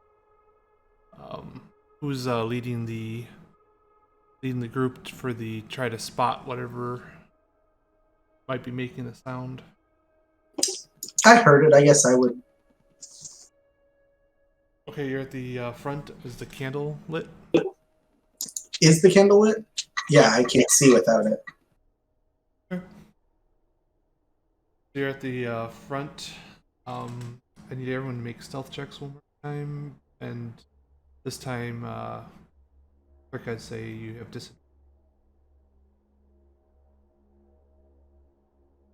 Stealth check? Well, that Man. sucks. You get a much lower roll. Nobody can see 31. me. Shit, dude. So what was your total, Crick? I had a 22 for my lower roll. I had a nat 20 for the other. Still, you managed to feel pretty stealthy.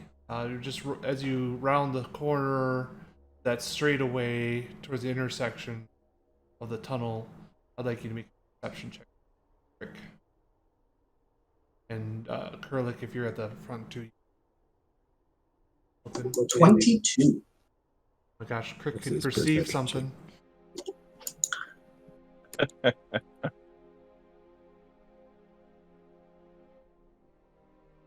You, Kurlik, catch a little bit of movement in the intersection, kind of going off into the left tunnel that you guys first checked out. It appeared to, it's hard to tell. It's just a movement. You can't tell which direction it came from originally. Obviously, it didn't come from the tunnel that you're in. That's all you know. And I'd say, Rick, you see that there's like almost like appears to be like a hard something with a hard body. It almost looks like a chitinous material. You just see it as it rounds the corner. A tightness? Chitinous. Chitinous. I don't know what that means. Chitin. It's usually like it's what carapaces of insects and arachnids are made out of. Oh, Okay. chitin or something. And crustaceans. Right. Okay. And it basically just disappeared around the corner into the left chamber from the intersection as you rounded the corner. All right. I'll gesture to where I saw it go and say, describe what it looked like. that it looked chitinous.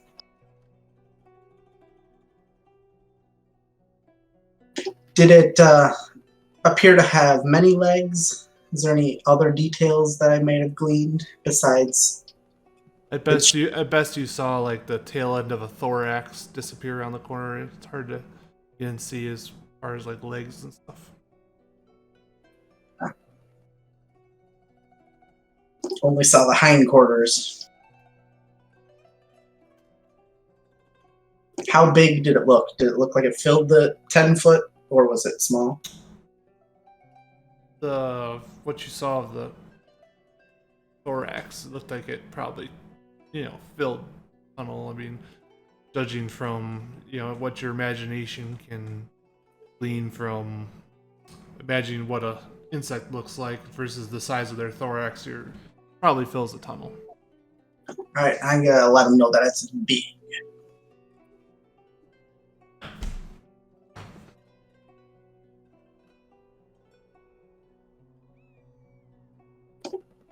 I'll look to my brother, who is the wielder of our stealth, where he wants to go.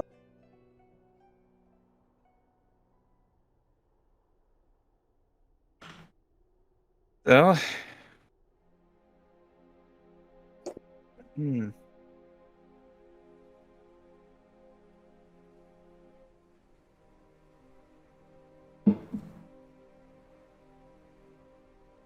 seeing as how it went to the left, we should probably move up through the main channel then.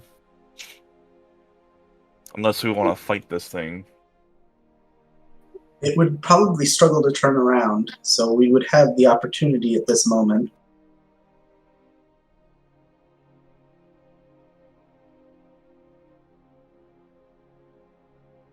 We could have an advantage if we struck it during our stealth. But then again, we don't know how big this thing is. Or if it's just that one thing. Rather meet one at a time than two. During this discussion, I muttered to myself and cast Mage Armor. Alright, there's a slight, dim flash of light behind you. Ebsir shimmers with a ethereal set of armor for a second, which fades from visibility. I will pass the candle to someone who doesn't seem to be using both hands and grab my bow and arrow. Okay.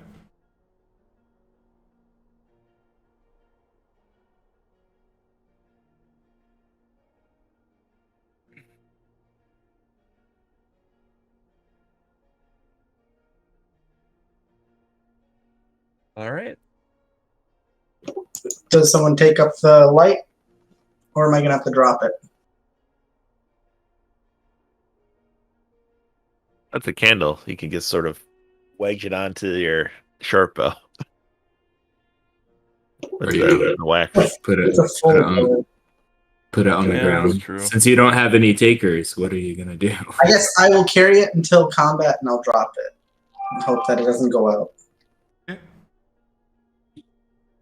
But I'll have like my bow out but not knocked, I guess, so it's not using both hands technically. Mm-hmm. I get it. Down with it. All right. Let's make our way back to... so we can kill this beast. Okay. You guys make your way all the way into the intersection to the mouth of the left branch off.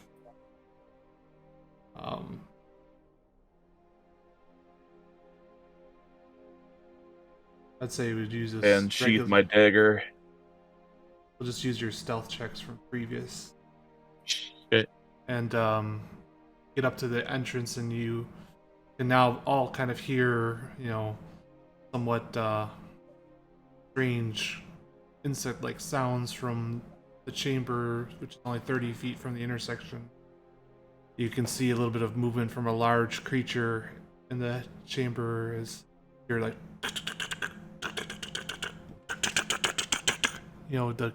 just all these like noises as the creature appears to be doing something in the chamber.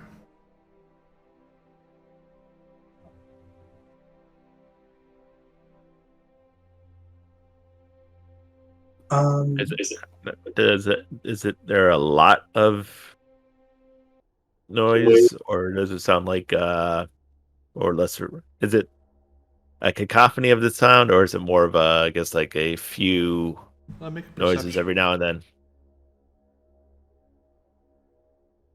I'd also like to check if there's only one entrance that we used, or if there are like many. Is this like a junction? 21. As best you can tell, it sounds like there's only one maker of sounds room. It seems to be, making sounds, but just seeming to make sounds to make sounds. There doesn't seem to be any response. Okay. As far as you could tell, there was, like to the chamber or to the intersection that you guys are in right now. The round part. Oh, we're not at the round part yet. Okay. No, Never you guys mind. are in the intersection, looking down the 30-foot tunnel. You can see the movement. You would know from being in there that there's no other exit to that chamber. All right. I guess I'll share that with them. Okay. Who has dark vision? Everyone except. So Everyone. Well, did Julius Except cast me. it on himself? I think the birds No, don't I have. can't. All right. the birds are. I already used my point, All right. So you, which is stupid. We Kurlik, should. can see a large, just like chitinous insect-looking creature. It's got 6 legs, a large thorax, and a second part of the thorax that comes up with a kind of wedge-shaped head at the front and mandibles. You can see it has 2 large hook-like arms, and it appears to be like, unraveling stuff from its mouth and placing stuff around the these oval-like objects you can see on the ground that's covered the floor of this chamber. And these oval-like objects, are they? I mean, do they look like eggs? Are they eggs? The best you can tell right now, I mean, it could possibly be eggs.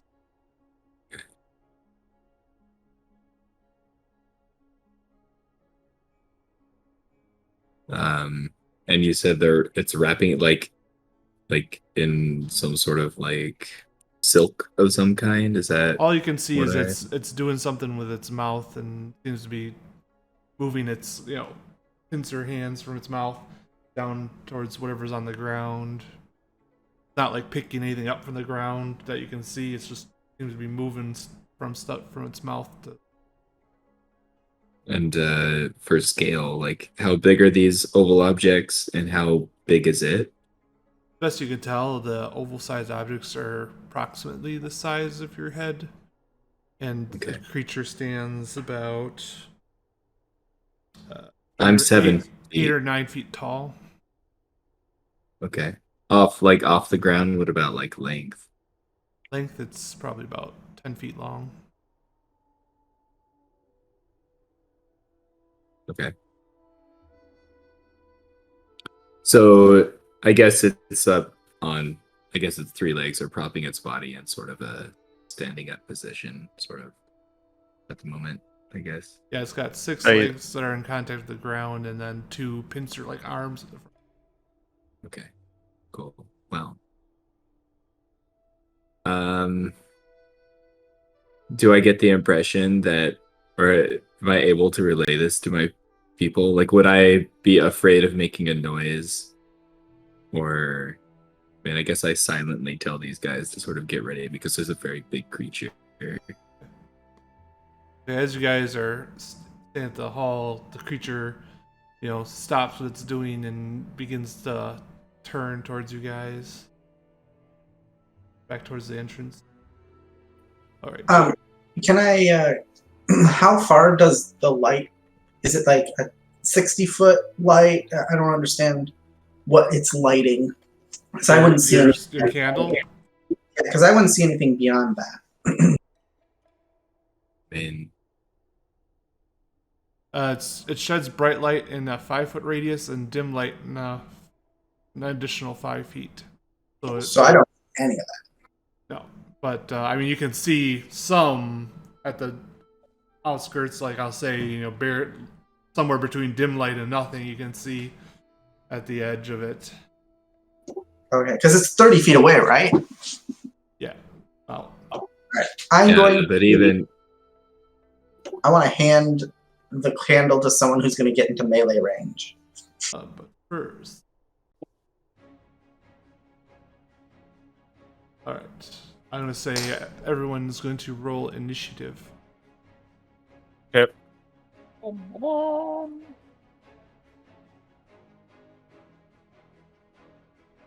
didn't we Yes. roll initiative with advantage based on our stealth checks? I was rolling some Oh, I got a good one anyway. perception checks for the creature, and Oh, you guys kind of sat there debating long enough that it, finally rolled high enough to take notice of everyone. Sounds like cheating. What are you talking about? You just continuously roll. Well, time I was like, passes. too much asking That's questions. the yeah. Anyways, Sit for too long, you let fate. Let me find you guys here.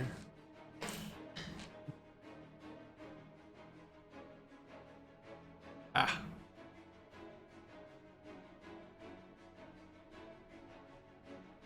So you guys in D20, right? Or roll 20? Yeah. so I see a shape, Yeah. which And, I presume is the cavernous opening. Cool, yeah. Sweet. let's delete COVID. Yes. So Crick and Kurlik were towards the front. Ebzir was towards the back.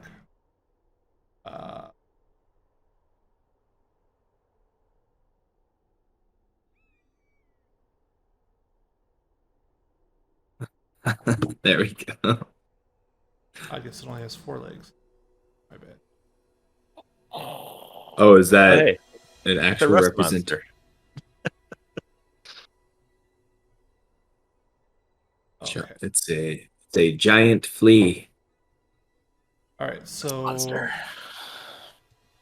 what is everyone's initiative rolls? Mine was let's see. I can I go rolled through a them all. 3. 7. Mine's a 14. Mine was 17.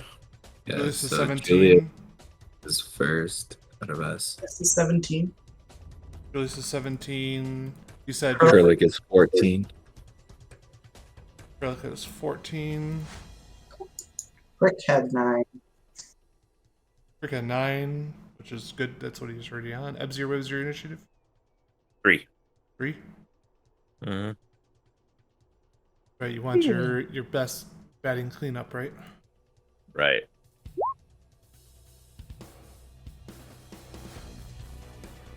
All right. Julius, it's your turn first. Woo! I don't see the turn order All except, right. except for the enemy.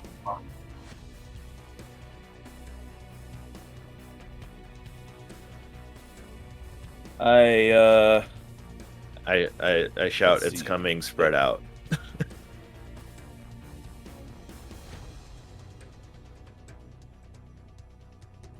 Oh. Wonder if I can make it a little bit longer on the bottom so you have more room.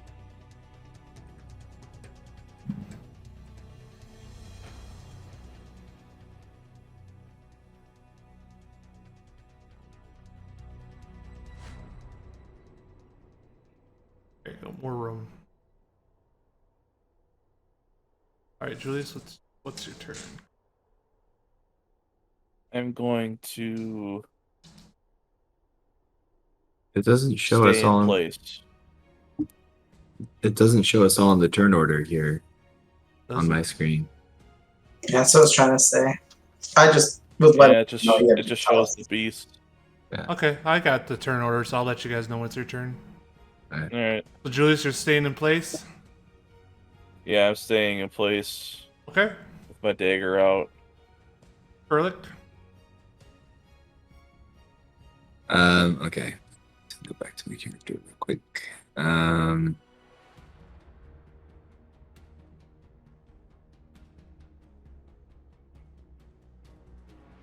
Wait, how far are we from this thing? I can clearly see it. Yeah, here, let me, you are Oh, sweet. 35 feet. I'm too far to even get to it. Got it. I mean, you can ready an action for when it's within range. If you want to move towards it, it's up to you. Sprint. Yeah, I'm gonna step forward. Put this up here. Yeah.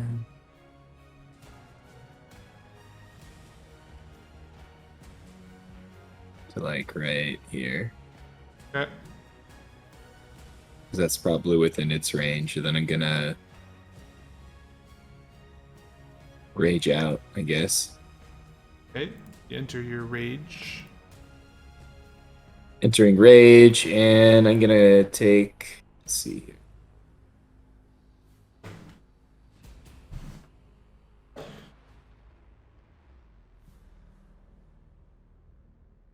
Where's my reactions at? I know I have reactions.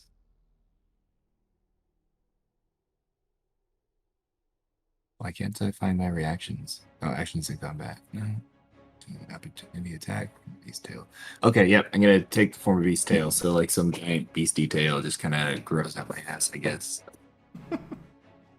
Does it look like any kind of beast in particular, or just a general beastie tail, ass tail? A lashing spiny tail, Okay. which deals 1d8 plus 3.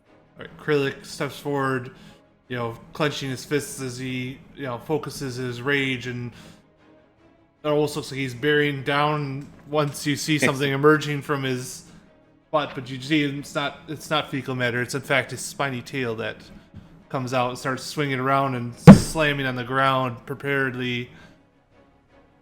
All right. Oh, and he's also holding a dagger and a mace Okay. in his hands. Gotcha. All right.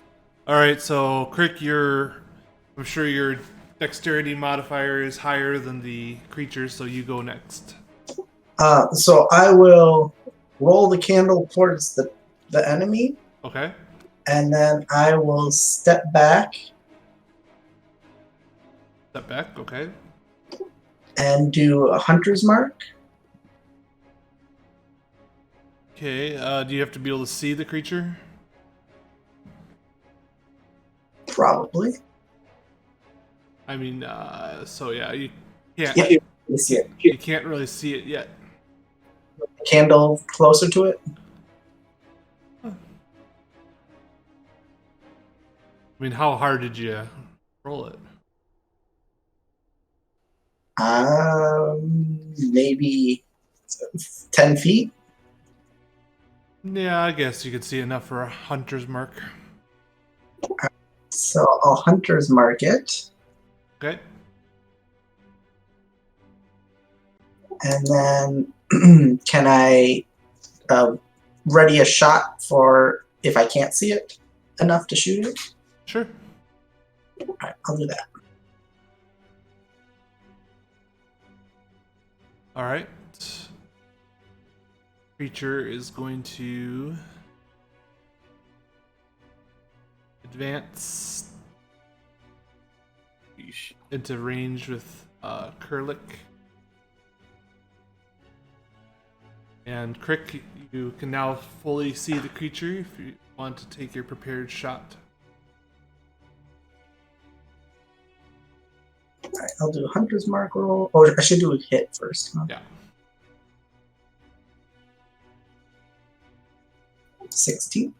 16. You loose the prepared arrow and it manages to find a gap between the plates of chitin lodge into the creature. You hear it, it exclaim a little bit in response. So go ahead and roll your damage. Wow, those are good rolls. What's the total damage? 17. Oof. Ooh.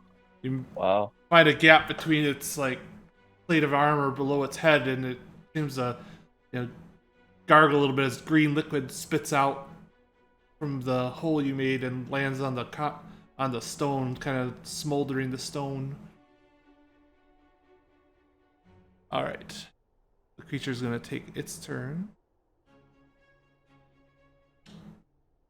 30. Everyone needs Ebsir. Let me just see here, make sure it's a fair line.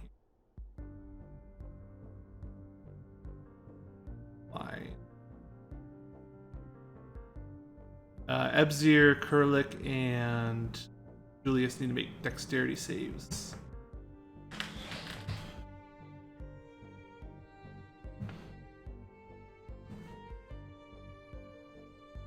$16. You succeed. 19. You succeed.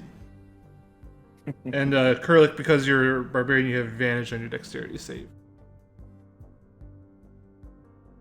Oh wow, they were both really good. Nice. Did you beat a 13?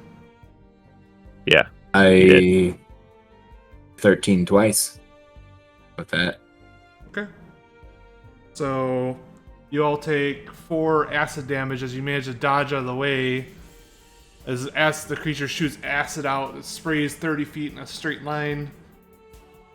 But some of it, even though you manage to dodge away, some of it lands on you, sizzling your flesh, causing intense pain. Someone at the door.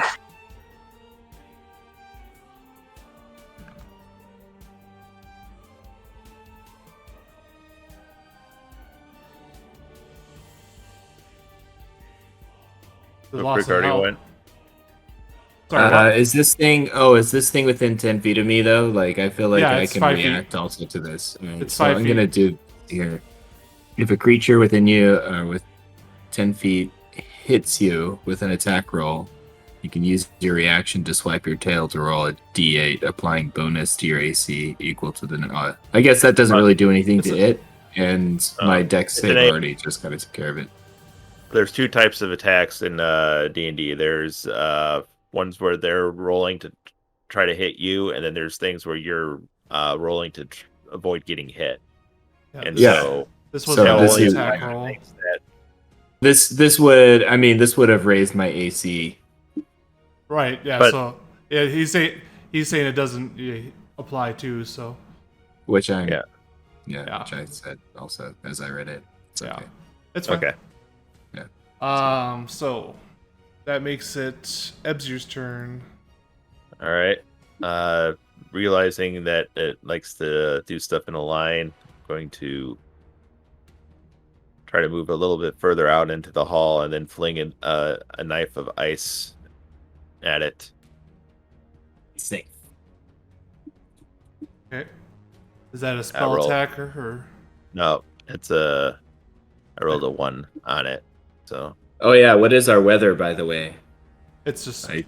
clear right now? Okay. It's also not in the cave. We're also in a cave, so Yeah. all right, I missed. Moving on. All right, so Ebsir. Oh wait, hold on. Actually, hit or miss, it blows up. Okay. Yep. So then the target and each creature within 5 feet of it must succeed on a dex save, or take 2d6. Does that include Kurlik, or did you? It would. Yeah. He's within 5 feet regardless. So Sure. And I doubt Good. it succeeds. yeah, it's a dex 14. Okay. How much damage does it take? 2d6.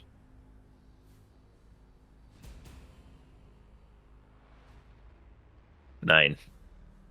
All right. Shards of ice explode. Exit. Kurlik, what was your dex save?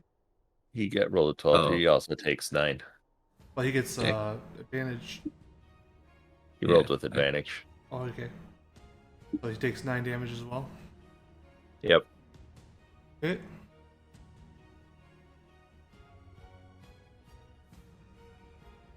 All right. Anything else you want to do with your turn, Ebsir? I'm gonna stay around the corner. Okay. That's it. Julius, it's your turn.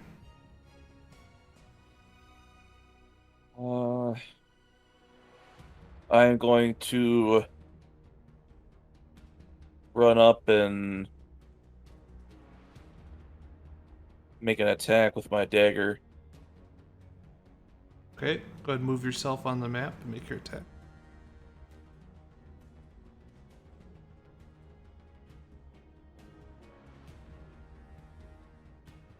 All right, make your attack.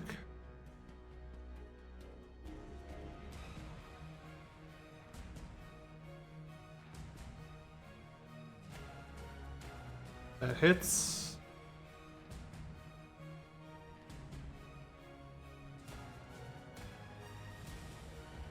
Go ahead, roll your damage. As Julius streaks up alongside Kurlik, he thrusts his dagger, gouging out another plate of chitin that falls to the ground. Creature lets out a bellow.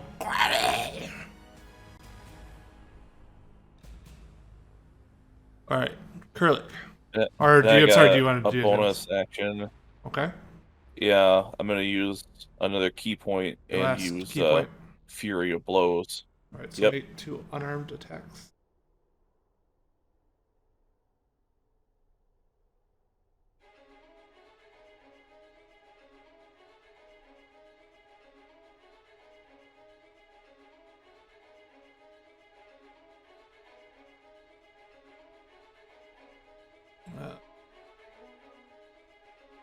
So you try to punch and you strike one of the plates, but your fist kind of just glances off for the first attack or for the second attack, and then the second you manage to punch upward and finding that plate you weakened with your dagger, you manage to strike home and hit soft, fleshy tissue. So go ahead and roll damage to that first attack. Or I'll just use that damage. 6. The Yeah, creature that's what I was gonna roll for. the creature kind of, you manage to punch into its chest and you can feel like a pulsing thing in the fleshy tissue you're touching. You extend your talons and kind of close it around it, pulling outward. You pull out what appears to be the creature's heart. Your hand sizzling with acid. It stings, Oh, but doesn't jeez. cause damage as the creature collapses to the It ground. doesn't? Okay. Eh. Oh, it was kind of a wuss. No, that's that then, I guess. Ebsir, as you're standing out in the hall, while I find the appropriate setting.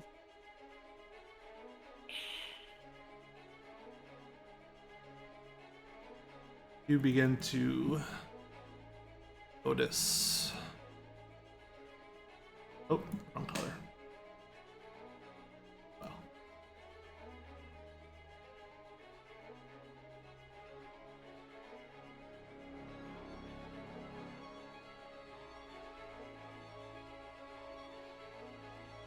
Ah.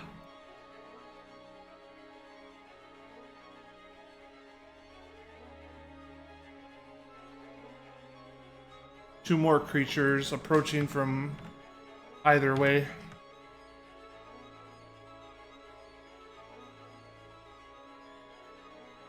What was this? I missed that. I was reading something. one. What's the other one? I'm sorry. I'm trying to get it over There, there. okay.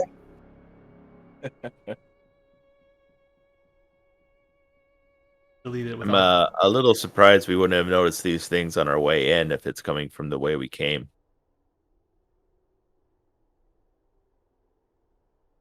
All right.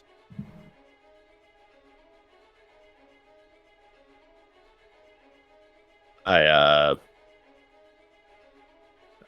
run further past them and kind of whisper harshly, "There's more coming." Okay.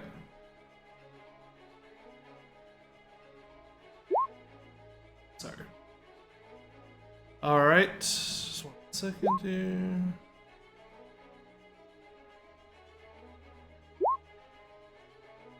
All right. It is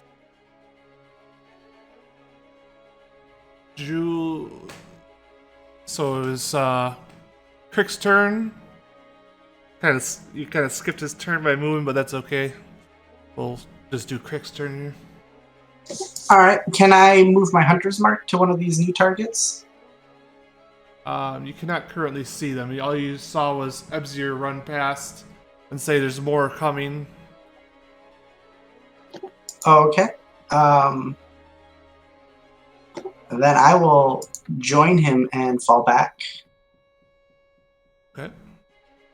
trying to keep distance from Ebzir so that we're like on either side of the same tunnel. Okay. I'll prepare a shot as well. Everybody fleed behind me. That's fine. All right. I'm gonna turn I gotta- Kerlik around because Ebzir, you took your turn to move. Was there anything else you wanted to do? Yeah, I'm gonna drink the potion of healing I've got. Okay. 2d4 plus 2.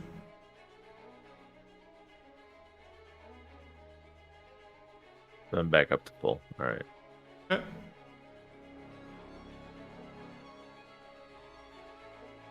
And I've got to bounce. I got to get going to work. Unfortunately. Okay. Thanks for coming. Just Dagger attacks? dagger attacks or defensive stances. Dagger attacks if the opportunity arises. I don't have any key points left, so I can't do any bonus actions. Okay. Alright. See you guys later. Hope you win. 6.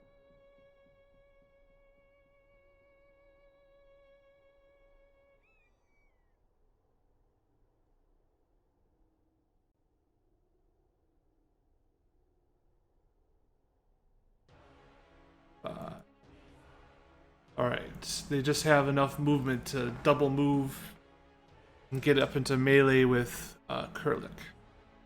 It is now Julius's turn. Julius is gonna lap around over here. Let me pull up his character sheet here.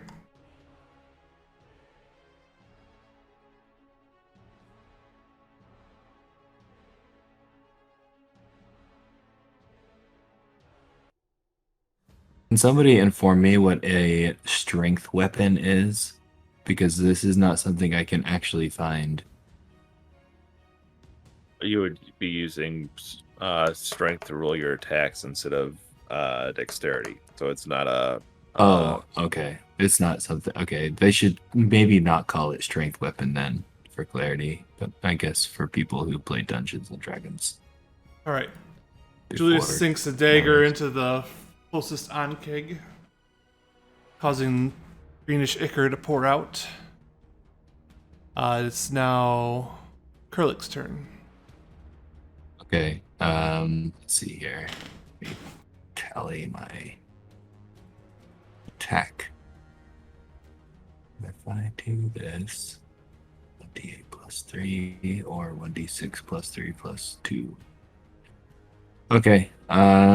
He's gonna attack with his mace. Okay. Do that roll. Wait, what's my? Let me see this. Advantage on checks and saving throws, not attacks. Okay, so there's a 15. 10. That hits. Go ahead and roll damage. Okay, so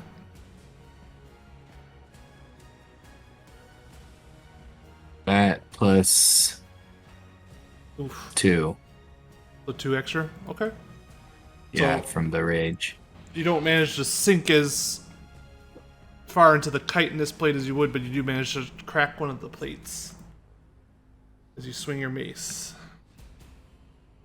All right. Yeah.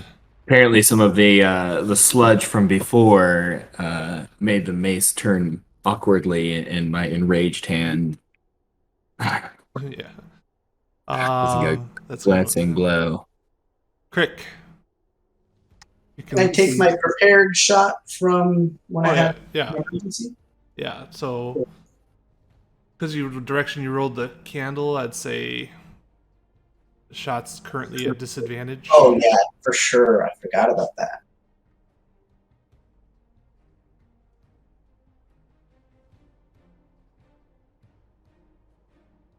15. That still hits. All right. Roll what? damage. This is pre your turn. Correct. This would be pre my turn. So just 5 for this one. Okay. All right. So Would go you, ahead. s- would you say that the one closest to us is about 30 or within 30 of me? Oh yeah, I definitely think so. Let me. Okay. I'll use my 19 feet. I'll use my planner warrior for my bonus action, Okay. which changes my damage to force if that matters. Okay. We'll shoot again. Disadvantage? Or is he closer now? I'd say he's a little closer than probably when you first took your shot. So, just say straight roll. A normal roll? Okay. 21 to hit. That hits. Go ahead, roll damage. Oof. And I get to roll a d8 for my planner warrior, but there is no button to click. Regular D8 on the interface. It's kind of obnoxious.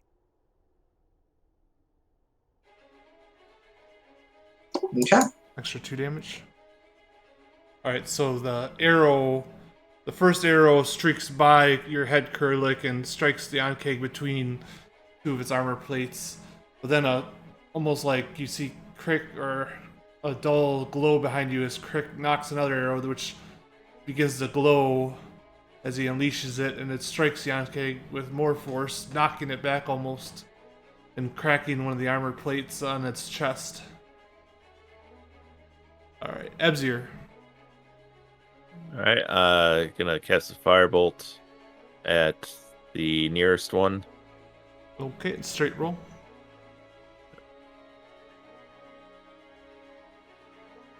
24 to hit. That hits, so roll damage. Only 3 fire damage. And then I will fall back onto the behind the remains of the other Ankheg to Alright. act as protection from any. Just verify its reach. Okay, you're good. Did this thing just get knocked back out of my reach? No, it was just narration. Forceful. Oh, I was gonna go ahead and use an opportunity attack if that were the case. I think But it has I guess to not. willingly move out of your range for that. I don't see how I'd have to look into it, but I would not consider that to be a logical rule. either way it was but, just narration. yeah, fair enough. So Ebzir, you move back. That makes it the further Ankheg's turn. Kind of bottlenecked here. Gonna move up here. And he is going to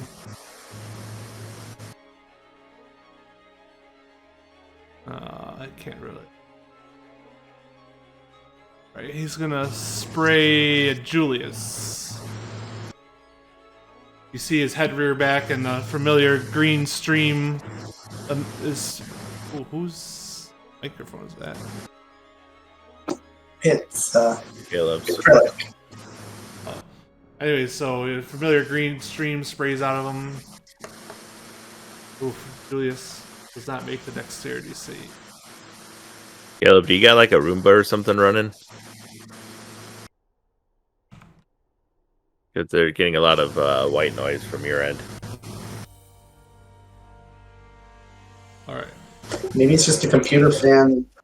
It's closer or something. Julius attempts to fly out of the way, but he catches a full brunt of a spray of acid as the acid clings to his feathers, and you can smell burning feather and meat. All right, so it is now the other Ankheg's turn. I don't know. Try that. How's that sound? Better? I don't know. I just changed how my microphone is bringing in sound. I guess I don't know. My computer over here is getting hot because Oh, I think Ebzir's Oh, just maybe- out of 30 feet. 30 There's points. and there's a dead thing in front of it Yeah. too. Yeah. So the front Ankheg is gonna spray acid at the closest thing. Kurlik. Kurlik, I need you to make a dexterity save with advantage.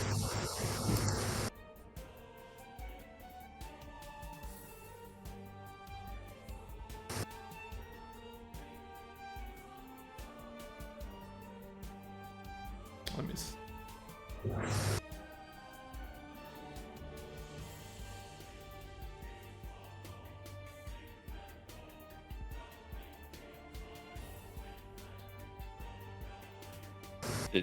Garlic, you need to make a dex save with advantage. Oh, sorry. I was sitting here just trying to figure out why everything was suddenly noisy for you guys. I think we're getting close Wait, to the wait. end. It's okay. Yeah, What am I getting deck saved for? The thing, the closest one is spraying you with acid. So you have Okay. advantage because you can see Yeah, it. I got it. Yeah. Cool.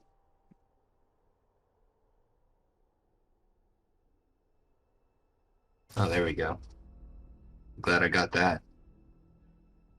Can see it. There it roll is. the net 20 on the second Okay, one. so you only take 4 acid damage. Because you managed to dodge out of the way of most of the acid. Okay, so that makes it Julius's turn. Julius is gonna attempt to stab again. Hits. Oh. Even AFK, Julius manages to sink his dagger, flies up to the top of the tunnel, and jams his dagger down into the base of where the head connects to the chitinous neck. The closest creature falls to the ground. Julius is gonna move up closer to the next creature. Kurlik, it's your turn. Okay. Go with the mace attack here again. Okay. Good. Apparently I'm gonna just miss everything. Fortunately, the shell's just so hard, you don't manage to get as much force to try to break through.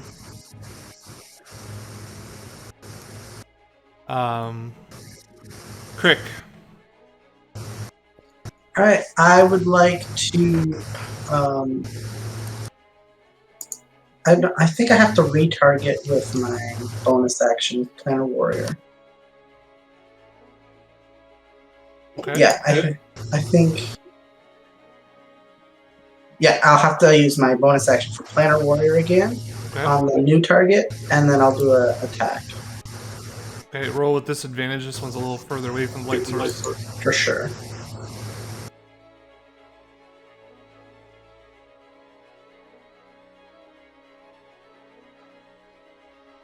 And your arrow glances off the chitinous armor plate. All right, and then I will also back up to the other side of the one behind me. The dead one. Yeah, Say it's about there-ish. If I remember. perfect. All right. Ebzir, Firebolt. go ahead and roll that attack. I guess close my character sheet. 1 sec.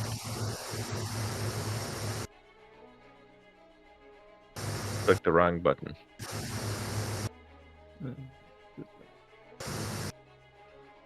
Only 10. I don't think that hits. 10 does not hit. Also glancing Alright. off the chitinous armor. It does smolder and cause some light in the area, though. That might make it easier for Crick's next shot. Yep.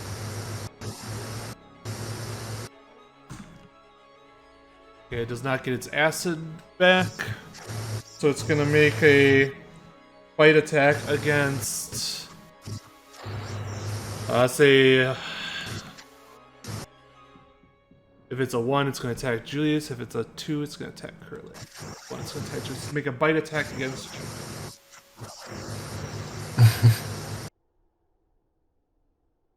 11, it misses. It attempts to lunge at Julius with its mandibles, but Julius manages to deftly dodge out of the way.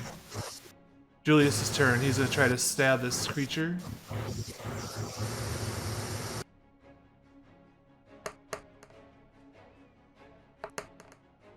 Okay, he hits. He plunges the dagger deep into the underbelly of the creature. The creature gargles in pain.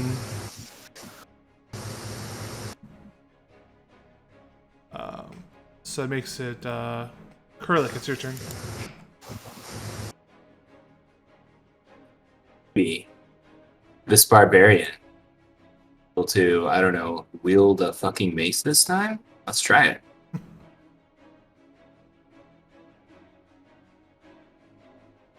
Or not.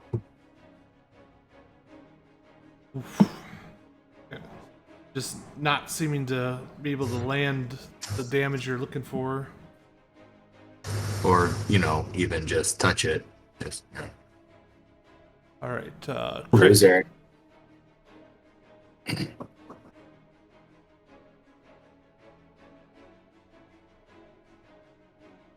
Crick, it's your turn. Oh, sorry. I will take a shot without disadvantage this time.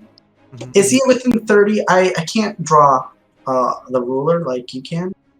I was going to check that. Alright, so I will lose my planner, I think. Yeah, from this distance, or is it just the casting distance? Oh, that's a good question. Choose a creature within 30 feet. The next time you hit that creature...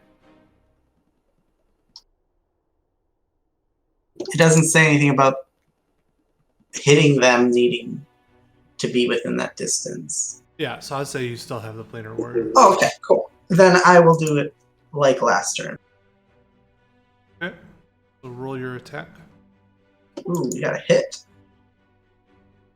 Go ahead, roll damage.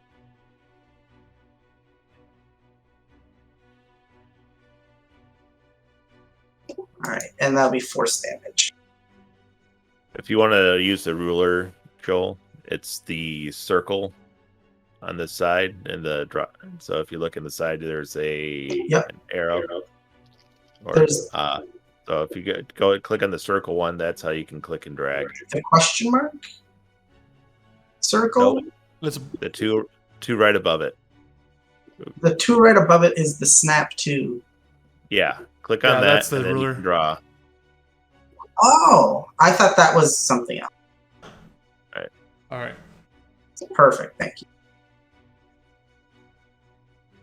Okay, so the arrow, glowing arrow, streaks out, strikes the creature between the eyes, almost seeming like to daze it for a second as it recovers and, growls in resolve at the 2 enemies in front of it.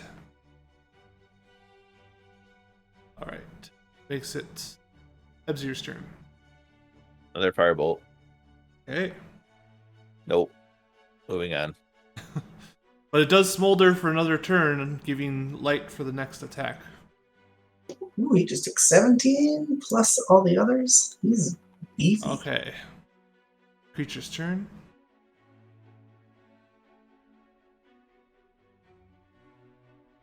Does not get its acid breath. It's going to make an attack against Julius. 12 does not hit. Not hit Julius. Save his life. Alright, Julius's turn. Gonna try to attack it with the dagger. It's 6.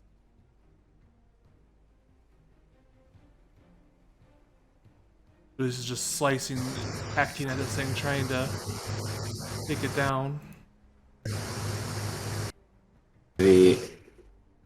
Maybe this time, this barbarian will contribute.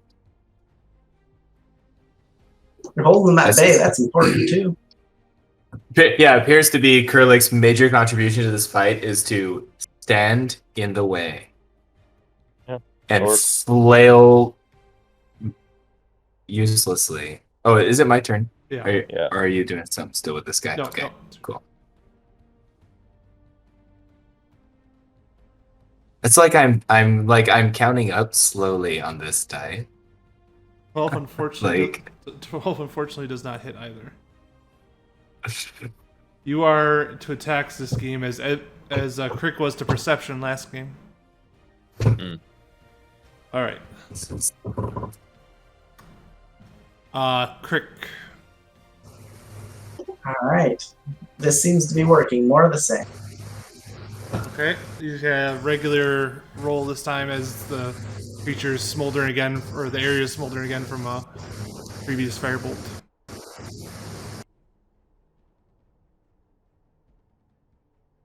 Even more than last time. All right. All right. 18. As you're cursing yourself, Kurlik, after another attack glanced off the carapace of this Ankheg, all of a sudden another glowing arrow streaks over your head, and the Ankheg's head just explodes in front of you, and it collapses to the ground. The area, for the moment, seeming to quiet, but you can,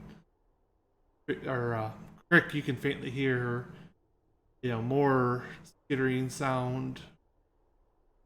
We're not alone, I whisper as I start to search the cavern. You're searching the cavern that you're in? Yeah. Okay, roll investigation.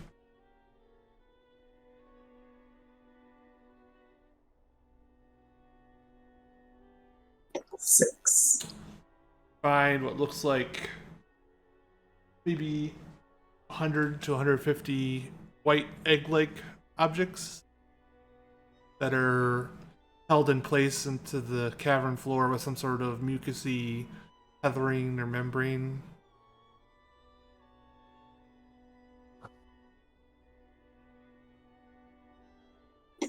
Anything on the walls?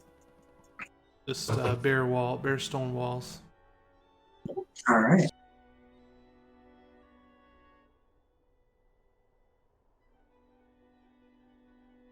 The skittering starts to grow louder. Do we want to fight more or run? Let's vacate the premises. Guys managed to, work your way around the dead, acidic, smoldering bodies of the creatures you played in here in the hallway and make your way safely out the entrance that you came in. That's where we're gonna stop for the day. What were you guys' health pools? I kind of missed a lot of your health. Were you guys running lower? Julius and Naturally runs low. Yep. unless I missed some hit points, I'm at 18 of 35. That's what I have for you too. so we had taken some pretty heavy hits. Ebzir was at 7 of 11 second. Unluckily, Kurlik couldn't hit for shit, but luckily the chance cube against him kept rolling against Julius instead. So And Julius is about half. Yeah. Yeah, good call. Sorry, I had a emergency. I had to step Well, away. There's two things. The Ankheg has to roll a 6 to get its acid breath back. Then, that was the first roll I did every time to see if it got its breath back. Then it has to, obviously decide who it's going to attack. I just like Julius for whatever reason. well, that kind of makes sense. Julius was the one dealing the damage. Up close. Yeah, Julius was the one actually dealing damage. I was just sort of like tapping on it weakly with a mace for some sake. I would describe it as you hit it very hard, but at its strongest point, right? Yeah, I guess my enraged self and slightly unwise person kept just hammering against the front chest plate, I suppose. Yeah. All right, so let me get you guys some experience here real quick.